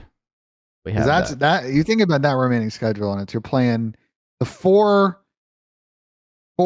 of the top 5 teams in the league. Because I think your and I point like Seattle after the end of next week, we might be putting in the top 4 conversation. So I want to play some respect to them. Yeah. So this is their schedule here. This is really tough. So the Miami and New York matches are still in this month. So they're going to have 4, and then they have to play OpTic FaZe Toronto coming back in January, which is just incredibly tough. Like, if you kind of jumble the schedule, it would have worked out more in their favor. But they got theoretically their 3 easiest games on paper first, and then they got their 4 hardest games. That's an insane scheduling out of the CDL, to be honest. Real tough on the Vegas boys, but 1-1 is tough because the drop points against Carolina might have been really useful because I think they got a chance against Miami. I just don't know, even with how good they are in search.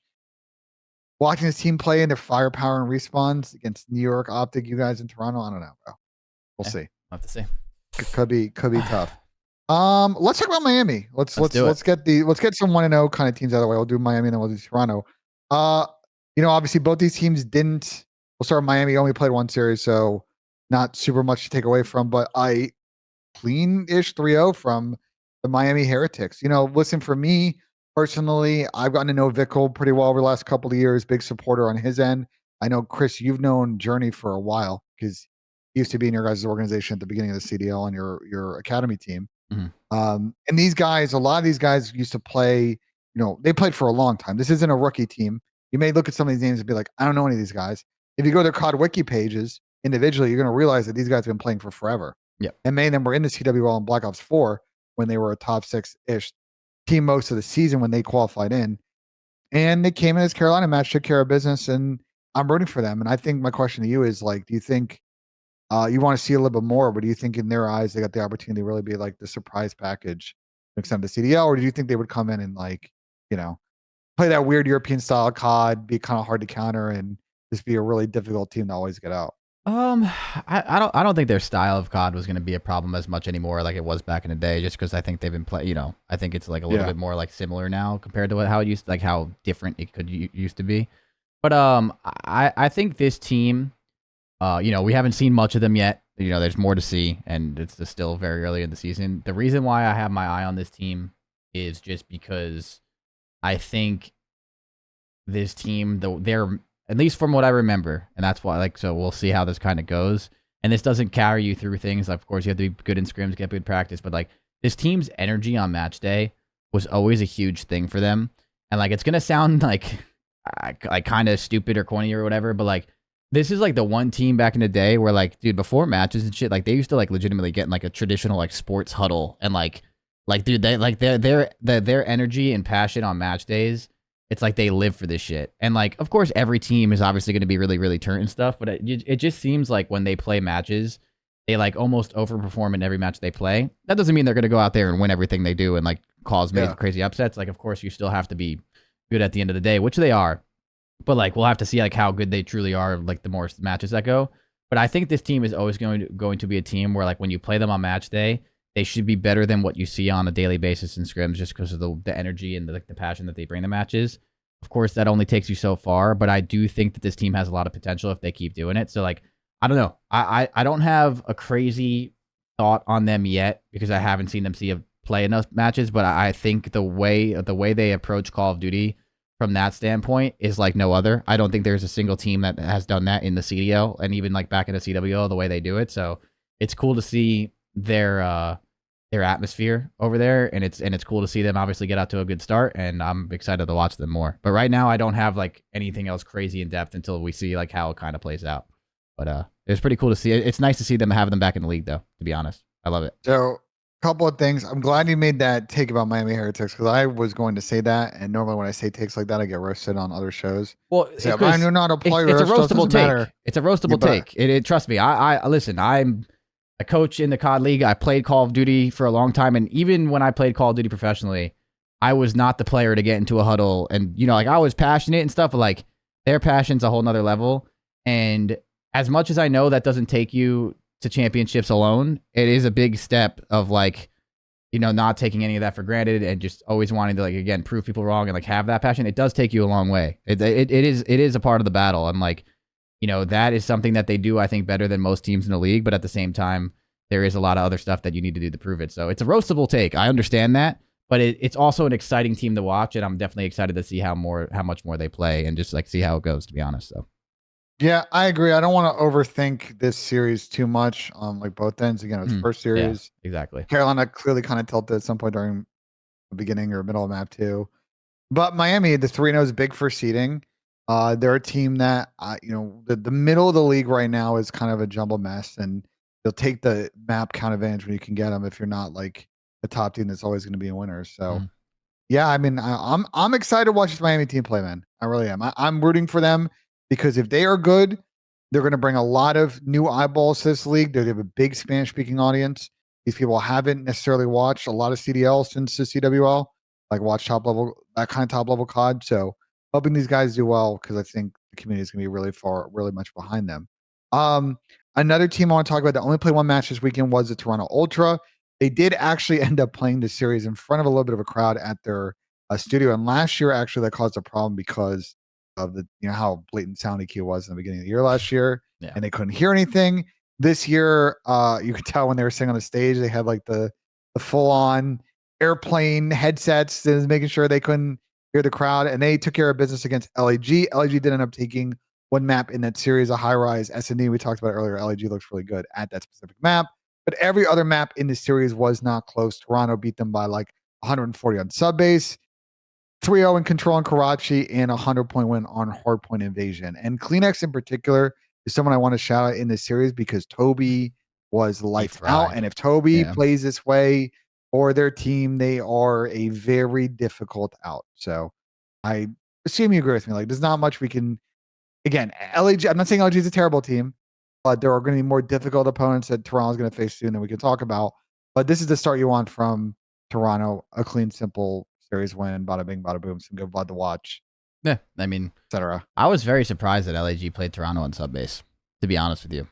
I was surprised too. Just because, well, really quick, yeah, if Kleenex is playing well, this has been like Toronto's theme for forever. Kleenex is a very explosive player, double-edged sword type player. If he's hot, your team's in a good spot.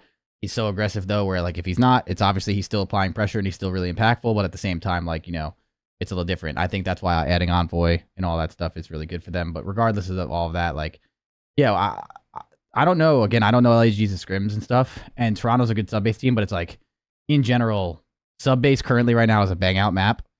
And if I just look at both teams on paper, I just feel like Toronto versus LAG, like, I don't want to see, like, scrapping Kleenex 45 times, to be honest with you. Like, that's just, like, being, like, from the outside looking in. But maybe LAG obviously is better at that map in scrims than we think or something. But, yeah, when I saw that map set, I was definitely a little confused. I have all the vetoes here, and LAG has actually picked this. They picked this map in both series, and they're 1-1 on it. So they got slammed by Toronto, but they beat New York, and it was a close map. But and I actually think LAG I guess they haven't won by Toronto more as well, probably because of leading up to the match. But I was going to say, like, I just like no. Toronto is one of the teams right now. I feel like in the league that's just like really good at sub base.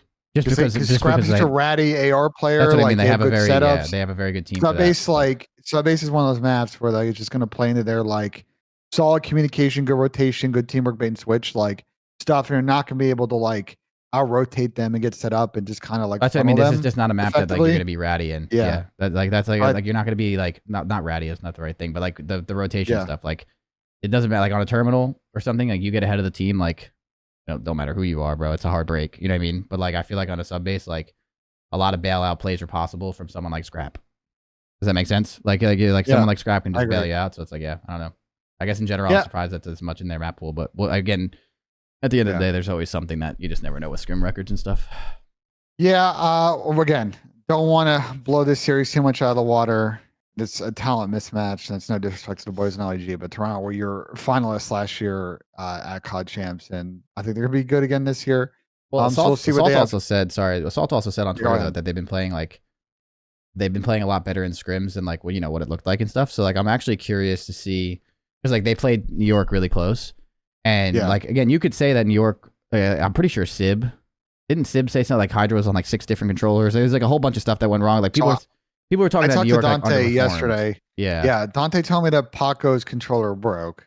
Yeah, so like that people are saying New York underperformed in that match, and then like LAG like kept it close, and then I'm pretty sure after the New York series, LAG caught New York on a a good day, I would say. Yeah, relatively. You still got to close in those situations. You know what I mean? Like just because the teams have a bad day, you still got to play good enough to win. Again, it's always after the match is over, it's easy to say that, so you just don't know. But like Assault was pretty confident in his tweet. I guess you can't really tweet anything else, but like. That they looked way better in scrims than they were showing after that Toronto match, and then the New York one is like it looked a lot better. So like, I'm curious to really see like how they are playing fully. But yeah, I don't know. I mean, the whole like catching New York on a good day thing too. It's like you just never really like know like how much that truly affects it, but it does affect it too. It's like it's such a weird thing. So I agree. So let's move on. We're going to unfortunately talk about a couple of teams here to finish off the show that did not have good weekends. They all went 0-2. And we're going to start with the Boston Breach. Yep. Played you guys, went to game 5, was a close series. And then they played Seattle, and I think they got outclassed. And I think for me, the thing I wanted to highlight, and I assume you agree, for me with Boston was a search, like 0-3. Here are some stats. Again, small sample size, 3 maps. So let's not freak out entirely about it, but they have in 3 maps blown 7 4v3s. which I think is a decent amount. It's early. You got to clean up your execution, but you can't be given proteins for rounds. As many that many. And they have been one of the worst offensive teams in the league so far in S&D, but they have played a fair bit of terminal, and we've talked about that. But I don't know if you agree with me. Watching Boston play, like Respawn is not super bad. It's the S&D. They seem to be not entirely on the same page. You agree with that characterization or no? Yeah. I mean, I'm sure like it's like little things. I don't think this team on paper should be bad at S&D. Like Slasher, Capsule, Snoopy, and Priesta should not be a bad S&D team. So I'm assuming they're gonna fix some of those little mistakes pretty quickly in S&D. They also did play two really good S&D teams as well. And like they played like the S&Ds versus us were like relatively close. And you know what I mean? So it's like the Karachi obviously too. And it's like they probably could have won the Karachi if they didn't blow some of the leads and stuff too. So it's like I'm sure like their S&Ds nothing to panic about. But I mean, yeah, blowing 7 4v3s is also not a stat that you want to have any time in the season, even if it's off the start. So I'm sure they'll watch back like little things and figure it out. But they have a team that has like a lot of explosive power in S&D, and it's just more or less like probably fixing their situational 2v2, 3v3, 4v3, 3v4s like type thing that's gonna help them. So I wouldn't be tweaking too much. It's definitely something to look at, but they also played like that Seattle team should be very good at Surge too. They played Obviously. two really good teams. Like I gotta say, like they had a very tough draw because obviously you guys, are always never an easy out in any game you guys play. I'm not trying to like glaze, but no, that's I how mean it is. no, for sure. And also at the same time too, like blowing 7 4v3s, like was also means you're getting 7 first bloods. Like you're like that means like you're so again like you're getting winnable you're doing positions. you're putting yourself. It's a much better problem to have than starting off 7 rounds 3v4. And like yeah, like even though you're not winning either of the rounds, like that is a much more fixable problem to have than the other way around. So it's not a terrible problem to fix, and it's a lot easier of a problem to fix most of the time. So I wouldn't be too worried. Yeah. Oh, and in 3 S&D maps, they played 30 rounds and they have 17 first blood. So, like your point, like they're getting up. It's not closing them out. So we'll see if they can improve on that. The remaining schedule for Boston's a little bit interesting. These are their remaining matches that they have. They have Thieves, Toronto, LAG, Heretics, and New York. So that's why I think if you're Boston, I wouldn't super freak out because I think there are some wins in there. And we were talking about it yesterday on the breakdown flank combo.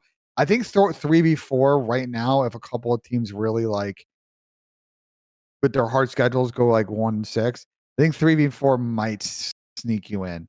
But it comes down to map count. I will say to the benefit of Boston, even they went 0-2, they won 3 maps over the course of those 2 series. So like, they have some of the differential on the board. But I think I'll be more concerned after next week if this is still the same issue. You know what I'm saying? Yeah.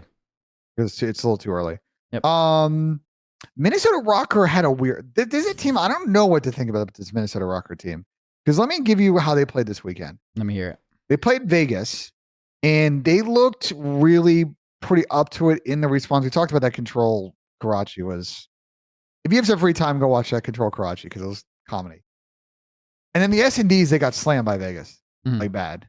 They won 3 rounds and 2 maps. That's not what you want. And then against OpTic, they look good on the Karachi search, like really good. And then they got completely outclassed on the 2 hard points they played. Like the Skid Row finished 250 to 193, but realistically, watching that map, I think that could have been a way bigger deficit. I think OpTic made a couple of mistakes on like on some like P3s, P4s. They could have gotten a 20, 30 seconds here or there. Because I was watching Minnesota play that map and like Minnesota got broke 30 seconds on the first P2 after rotating there. So not ideal off the rip. Then they got into P3, P4 kind of blender of like either rotating early and getting broken or breaking instantly and then getting broken. And with 30 seconds left, they're stuck in between as a team. How do we want to kind of try and get the old time at P3, but also make sure we don't get put in the blender for that P4 like back tunnel hill? And they were just not on the same page on what they wanted to do together. And then they got slammed on the P5s. So I just the mixing those 2 series together, yes, they won a map in each game mode, but they didn't play amazing really in all of them. And they went 1 for 4 in hard points. So I don't know what you think of Minnesota. It's just like one of those where I guess you just take back all those VOD and see what you can improve next week, and we'll see kind of where they stand accordingly. Yeah, I mean, It's not one standout issue to me. Yeah, I mean, I'm not surprised that they got outclassed for the most part by OpTic and the respawns. Like, I just think this Minnesota team has some potential for sure, but then like but at the same time, like we'll kind of I think a lot of people are waiting on Linz and just seeing like how he is, and it's just everything else that goes along with it. So they're a huge question mark for me right now on how they're going to perform. Like normally, Lamar accuracy gets his teams in a pretty good respawn effect when like he has like the right talent around him and all that. But again, there's a team like OpTic at the end of the day just has so much slaying power that it's just also just going to be hard to do so. So we're gonna have to see if they can just get on the same page, and they're gonna need to be a team that has a lot of teamwork and stuff too, that like can also bring things together. So right now, I don't really know with OpTic. I mean, not with OpTic, with ROKKR. Just like since they, the way they looked OpTic, it doesn't really that's not super alarming. Just because I think OpTic looks pretty good. And then Vegas S&Ds. Again, I think a lot of teams aren't super practiced at S&D currently as well. So I think you're going to see a lot of things just like kind of go wrong and right until like things go better for them in the future. So ROKKR's like right now, I mean, like, kind of just up in the air. They can go. I think they can flip and do well, but I also think they can take a turn for the worse too quickly. So they have to make sure like they're on top of their shit this year. Yeah, they're in a little bit of a weird zone. On the S&D thing, I agree with you. I was talking with, it seems I've had a lot of conversations with Dante the last couple of days. Dante, aka we were talking.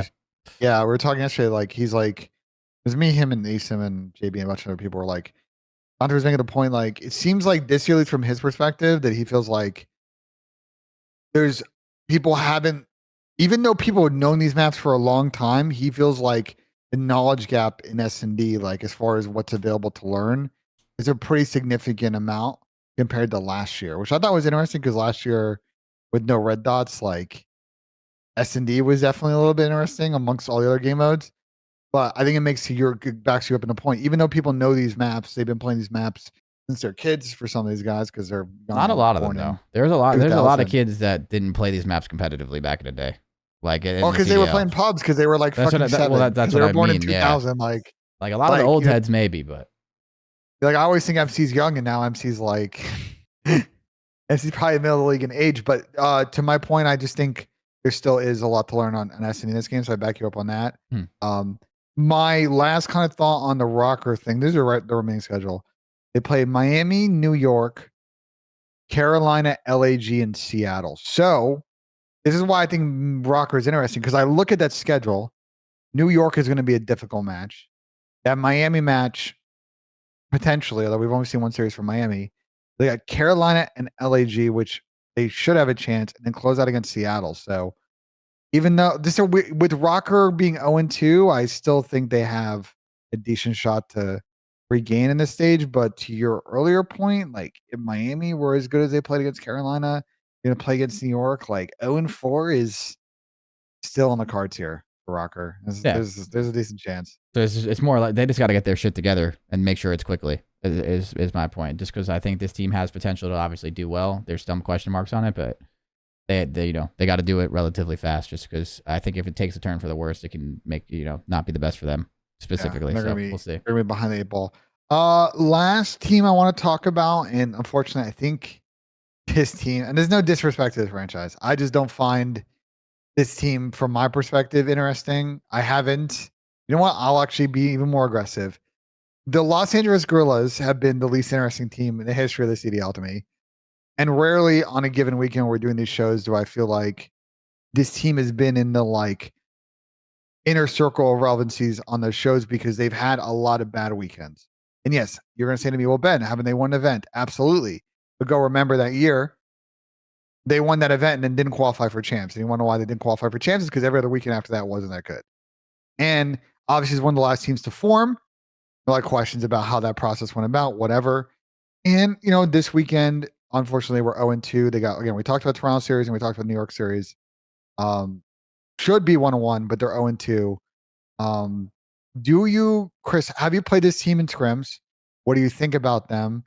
And do you think they can manage and deal with sort of the negative, I guess, always community sentiment around their team, the org, all the issues, blah, blah, blah, blah, blah? Well, in the sense of like we've played them in scrims. I mean, we've been looking really really good in scrims. So like we played like they haven't looked good against us in scrims. But like at the same time, like we've been on a pretty good streak with that. But just in general, like I think this team, in the sense of dealing with negativity and stuff, like LAG definitely has a lot of negativity around their name, just the way like things have gone over the past years. It sucks for the current players on their team, but even the way their current team kind of formed, like a lot of people are very upset with like the roster decision and all that stuff. But at the end of the day, that's their decision of their coach and all that, and you know they're going to try and make the best team that they can make. But I don't know. I mean, this team is not supposed to be a top 4 team. They played New York and Toronto, which are both teams within the top 4 or 5. You know, like obviously very, very, very, very good teams. They looked good against New York. They should have closed it out. They didn't in like a very LAG fashion. Not saying the specific LAG team, but just like LAG in the past. Like, you know, a lot of scenarios where like things could have went well. They kind of dropped the ball. So like, I don't know. I don't think they have super high standards, and I think they're going to work really hard. I think they have like, you know, some of the younger guys on their team that like want to like, you know, solidify themselves and like work up the ladder into this league, and they're probably going to be pretty motivated. So it's going to be tough. Like I think they're going to obviously have to be one of the teams that, you know, really kind of prevail through the criticism and make sure they have teamwork and make sure it's like kind of like they just like bunker down and go against all of that. Like I think my biggest problem with them last year was I feel like they just gave up early. I feel like the LAG team last year gave up early. Like I feel like when like things just didn't go their way, I feel like they immediately like I feel like half the season we came onto this show or the flank or anything, it was just like, this doesn't even look like they're trying. Like it literally like it was just like such like the morale of the team just never seemed there. We're like this time around a little bit different for them to give them like a shot like a shred of light, and like, you know, they have still so much to play and it's still super early. Is like even after that New York team, like Assault wasn't like super frustrated in that sense. They said like, you know, we look a lot better like the way we've been looking in scrims, like et cetera, et cetera. Like we're gonna get back to it and keep going. Like this is gonna be a team that like needs to have the attitude to fight through a lot of the bullshit that they're gonna deal with, and also just, you know, from the outside looking in, like on paper, like they're going to need to have that attitude to beat teams with a lot of talent too, right? So like I wouldn't count them out necessarily yet. I know LAG just has that history of being counted out, but like, yeah, as long, I just hope they don't do what they did last year and they try and make it, because I think it was like them in London, like just were like, what are we doing here? Like, why were they even playing matches last year half the time, to be honest? So it's like I hope they like that attitude kind of goes away and they still do it, and they still have a lot of potential. I mean, Toronto and New York's a rough start for a team that obviously has like not the highest standards and playing teams that are obviously, you know, fresh off a world championship final. So I think it's going to be a tough go, but we'll have to really see how they play against some of the other teams, to be honest. Like I would say, like see how they play against like the quote unquote B, like, you know, the middle of the pack teams. But again, we don't really know who that even is yet. But you know what I mean? Well, so there's a remaining schedule. Interesting point. They have Thieves next. That's both teams 0-2 must-win match. Then they play you guys, and I don't. Okay. Then they play Boston, Minnesota, Miami. So they have a couple of matches in this 4 against teams that are not in the top 4 right now, as far as what we know.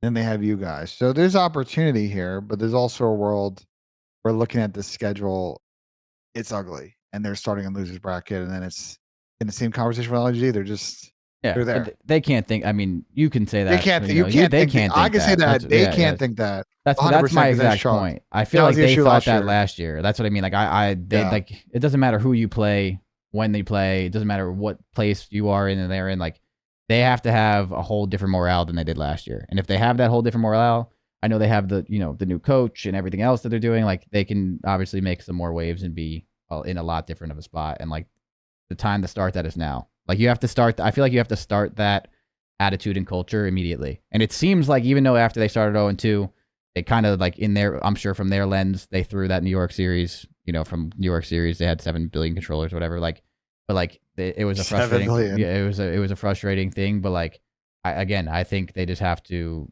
you know, keep that attitude and keep trying to go from there and see like what they can, you know, pull out. Well, I'm anxious to play LAG versus Thieves, because I think those are 2 teams that had 2 of the worst hard point performances this weekend.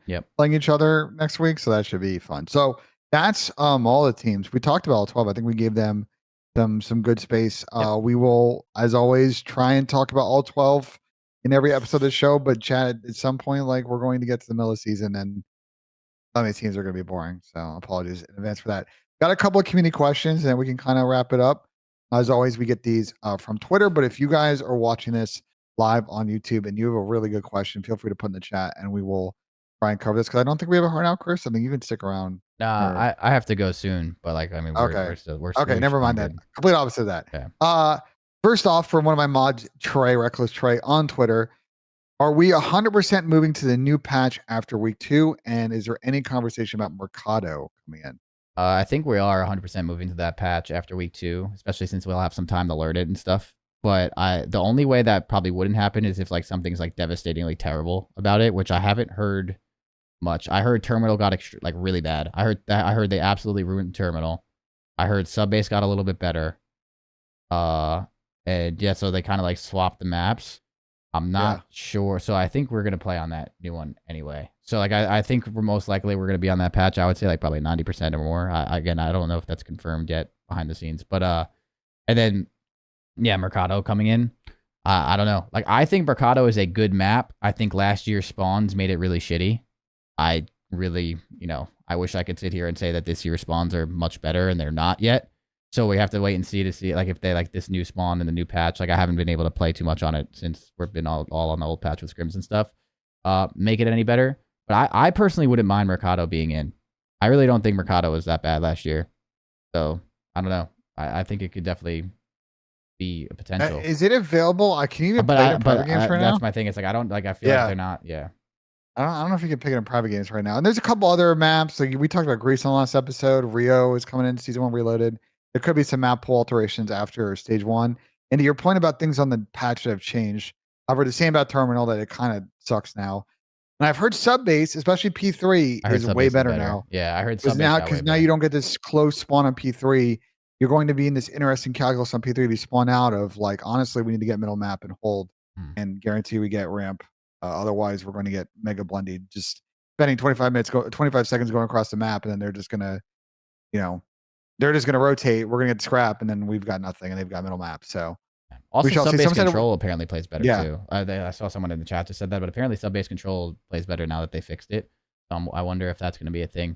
But it seems like the community, most of the community, seems to generally hate Terminal. I don't know if that would be the map that even goes. But again, I don't even know if they're going to add Mercado or stuff. I'm sure there's a lot Someone of asked about Crown Raceway. Like, I know we talked about this last year because of the whole Singapore Grand Prix thing. I don't even know if that map is that good, though. That map isn't that good. Yeah, I think it was at the time last year because of how bad some of the maps were. Fortress. We were like kind of desperate for maps. But like with now like a year of having played that last year, Hardpoint now, S&D. Hardpoint maybe. Hardpoint maybe. S&D maybe. I don't know. I don't think so. Yeah, but like the maps this year aren't like great. We have other maps we can add. Like we can have a real test on Greece and really give that a go. I don't know. Rio. From again. I know you're iffy on Greece, bro. Dude, people are talking about Greece. Greece looks like shit in my opinion. I think the map looks good, but like the amount of water and just shit that like Greece had, like I don't know. I didn't think Greece looked that great, but I still would love to see, like I think no matter how bad a map looks from the eye or anything, I think it should always be tested.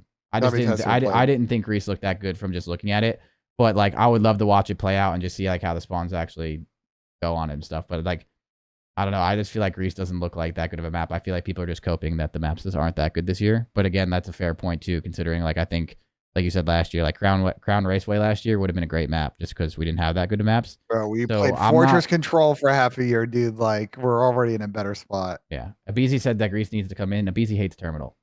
That's what I mean. So it's like I would love to see again. Like, of course, Abizi likes Greece, bro. Like it's the perfect map for him. Like cruddy fucking corners. He can the lanes he just shimmy and gun people. Like, but I haven't seen people spawn on it and stuff. I haven't watched it from that. That's what I mean. Like, you have to really see how it can be played because like Hydro Hardpoint last year, if it wasn't the rattiest map in the world with water and all that shit, would have been a good map. But like the way it played out was terrible. Is my point. Like, if you looked at Hydro from the eye before like all the water, you realized that the water and all that stuff was nuts. Like It wasn't a terrible map, so I could be completely wrong in the sense like I'm fully for testing it. I would love to test it. I think every map should be tested at the end of the day because that's really important for the league to have like the best maps that you can have.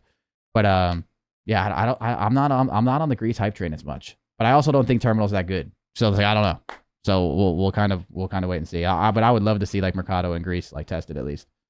Also, I think the logical conclusion of this is, we got next week, and then people probably take a couple of days off for, the holidays. There's opportunity with that 3-week break to do some testing and kind of start having some pre-conversations about when it wants to be adjusted for stage 2.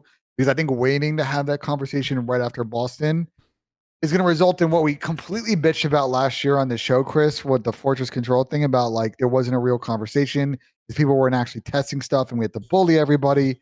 We can get ahead on that because I really don't want to circle back on the conversation we had on this show and on the flank last year where pros were like kind of holding their ground. It's like, well, have you guys tried this shit?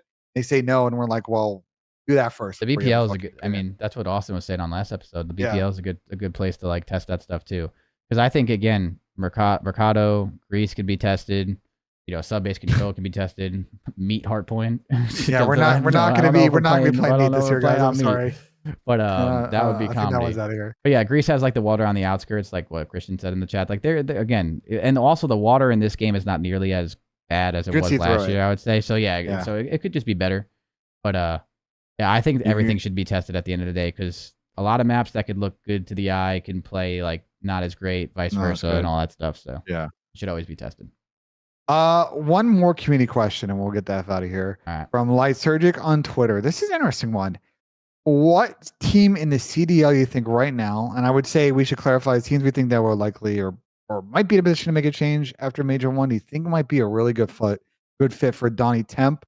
And just to give context, Don, I think had some potential. People. Yeah, some potential offers on the table this summer. He said that he didn't want to go and join sort of bottom feeder CDL team and kind of deal what he did the last couple of years, where he's just not at champs. He's tired of not making champs. He wanted to bet on himself, play challenges this year, and when a good team came knocking, if they want to make a change, he wanted to come and make a difference and help that team have a really good end of the season. And to your point, after the LAG kind of series earlier in the weekend, he tweeted a few things. Yeah. I don't know if he was talking about LAG or talking about some other teams, but yeah, Don's in the mix. And so I'm curious what you think, what team out there might be a good fit for him? The league just started. I don't know. We've seen 2 matches max out of every team. Like, I think Donny is good enough to be in the CDL. I think Temp is a very talented player. I think he said something about like camaraderie greater than talent or talent greater than camaraderie or something, like basically ensuing the friendship league and all that blah like stuff. Like, again, that both are important, but you have to be at the end of the day, like you have to be good enough to compete in the league too and stuff. And he is, obviously. So I don't know exactly which team I would say he fits the mold for, because I think we have to see like teams play out a couple matches before we make it.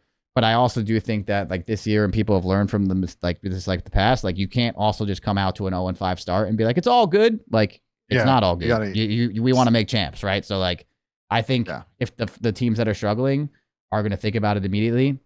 But again, like Donny doesn't want to join a team that's just like 0-5 in a sense. Like he's going to want to try and like join a team that has like way more potential type deal and like be able to like, be more competitive. So I respect his vision. It's just, I think it's too early to just say that right now. Yeah. I think like I'll be transparent the way think like Donny said on stream the other day that he would take any offer from any CDL team. So he might have changed his mind on that. He might have changed his mind, but for the 400 IQ this for a second is like the minute that one team gives you an offer and you somehow put it out there that you've gotten an offer, especially if it's after Major 1, other teams will probably come knocking on your door because they're also thinking about changes. Yeah, like saying they don't want to miss out. Yeah, so just saying you'll take any offer is just trying to get offers on the table so you can get some leverage. For me, if I'm looking at teams I think Don would like love to go to, because either players that he's played for with or I think have champs upside, like your Minnesota ROKKRs, Boston Breach, LA Thieves. I don't think he's looking to go back to like Vegas, for example, or LAG type situation. Like those are. But if they're good, though, he would. If they were good, yeah. But that likelihood is, I think, unlikely. But I think he wants to, again, Don, when he's talked about this offseason, and I feel for him on this, I think he is fucking tired of not being a champs in his mind. Of course. And I think he's that would tired be of for being on any a bad player. team, tired of basically pulling up to that event and being on vacation and not, basically in Cancun instead of, plugging his controller in and having an opportunity to make some life-changing money. So, and build his legacy. So that's where I think that's again, with Don and other top challengers players. I know the Hixie Bands team is playing really good in EU. I know Asim's Challengers team is with competitive, Himbrack. dude. Challengers is competitive this year. Challengers is competitive, I think, especially. Well, I think EU, to be honest, because I sit there every morning and I watch Banta stream and Marky B stream and Hixie stream, where they slam everybody. I don't know. I meant NA They're Challengers, gonna sorry. they're gonna farm. Listen, no disrespect to everybody in Europe. I think they're gonna get farmed by that I don't team. know enough about the Europe Challengers as much, to be honest. So. But I think an NA is competitive because I think people will catch up to Asim and Brex and Kremp and them. Like I think that team is just ahead. They play super quick. People are gonna kind of adapt. And I think they'll come back to the pack a little bit, but right now that team it's them, Donny's team, and then like kind of everybody else in the NA Challengers right now. But I think it's too early to talk about the roster change conversation. Yeah. I think the best time for us to think about this is going to be like beginning of January after the first 2 right weeks, before and Major then One is probably going to be that sweet spot of like if this team sucks at Major One, they need to make a change. well, I could see a world this year where one team, probably max one team, if it's more than one team, I will be mind blown. Like goes 0-4, 0-3, and they're in a bad mindset. A week goes by, Christmas comes around, and they're like, we don't think we can win. We don't think we can make winners bracket. What's the point of sitting here? We're going to lose our next 3 games, go to LAN, get 0 points, be behind the 8 ball. We should make a change. I could see one team. No, yeah, for sure. Potentially thinking that way. You asked also the time during the holidays when you have like that week, time, like when you have more time to think, it starts to settle into, or it's like people start really like getting antsy with it, where it's like, like I'm not trying to go to this first major and start off there because I think everyone agrees you never want to be the team that's trying to catch to that cutoff line to be in champs. Like that is like the worst feeling at the end of the season. So like people are going to do their most to avoid that, and kind of have to see. So I'm sure I wouldn't be surprised if one team does that potentially, but I think right before Major One, you'll see either the thought of like start to be created of like, hey, like maybe this team should do this, and then if they suck at Major One, like it's immediate like Major One ends, it's like we're making a change. So gotta wait and see. Well, we'll cover that there while we're here. And someone said Asim teams over Don's. Yeah, because Asim's team won the cup over Don's team. That's why Asim teams won. The team that won the last cup, they're number 1. That's how it works. That will do it. I think we did a successful 2-hour show. I think I'm actually surprised we covered everything in 2 hours because I looked at this outline that was impressive. Over a page, and I was like, oh, we're fucked. But you and I are efficient. We've been doing this for a while, and we got it done, Chris. We're professionals, Ben. We're professionals. But yeah, dude, everyone watching this podcast really quick, I'm gonna link this in the description. I mean, in the chat right now. This is not going to be on this channel. Like this VOD is not going to be on this channel. It is going to be like, edited and uploaded to my Crowder CDL channel. And every single podcast from now on is going to be on the Crowder CDL channel. And then once the Crowder CDL channel like gets more a little bit like on its feet, we'll probably even stream it there. But for now, make sure that you guys all go to the Crowder CDL channel right now and drop a subscription to it, because that is where your YouTube videos for all CDL stuff's going to be. Scrap Time's going to be, and I'm sure even like other little shows here and there that we do is going to be on the Crowder CDL channel. So that one is where you're going to want to watch the VOD or anything else of that sort. And everybody watching this show, this was the most viewers we've had on Scrap Time on a different platform, by the way, in a very long time. So all of you guys just showing up in the chat, showing love, and obviously, creating conversation and stuff. We appreciate you. Ben, I appreciate you. Obviously, the good old co-host of the show, Ben, the GOAT himself right there. And so this is going to be on all your audio platforms, on the Crowder CDL channel. Make sure you guys go to that. I'll make a post on this YouTube channel as well to make sure everyone knows about it and keep trying to get the word out. And then, so we appreciate you guys being here. This was another successful episode. I'm very excited for the season to have started. We're going to be a lot more consistent with a lot more content to talk about.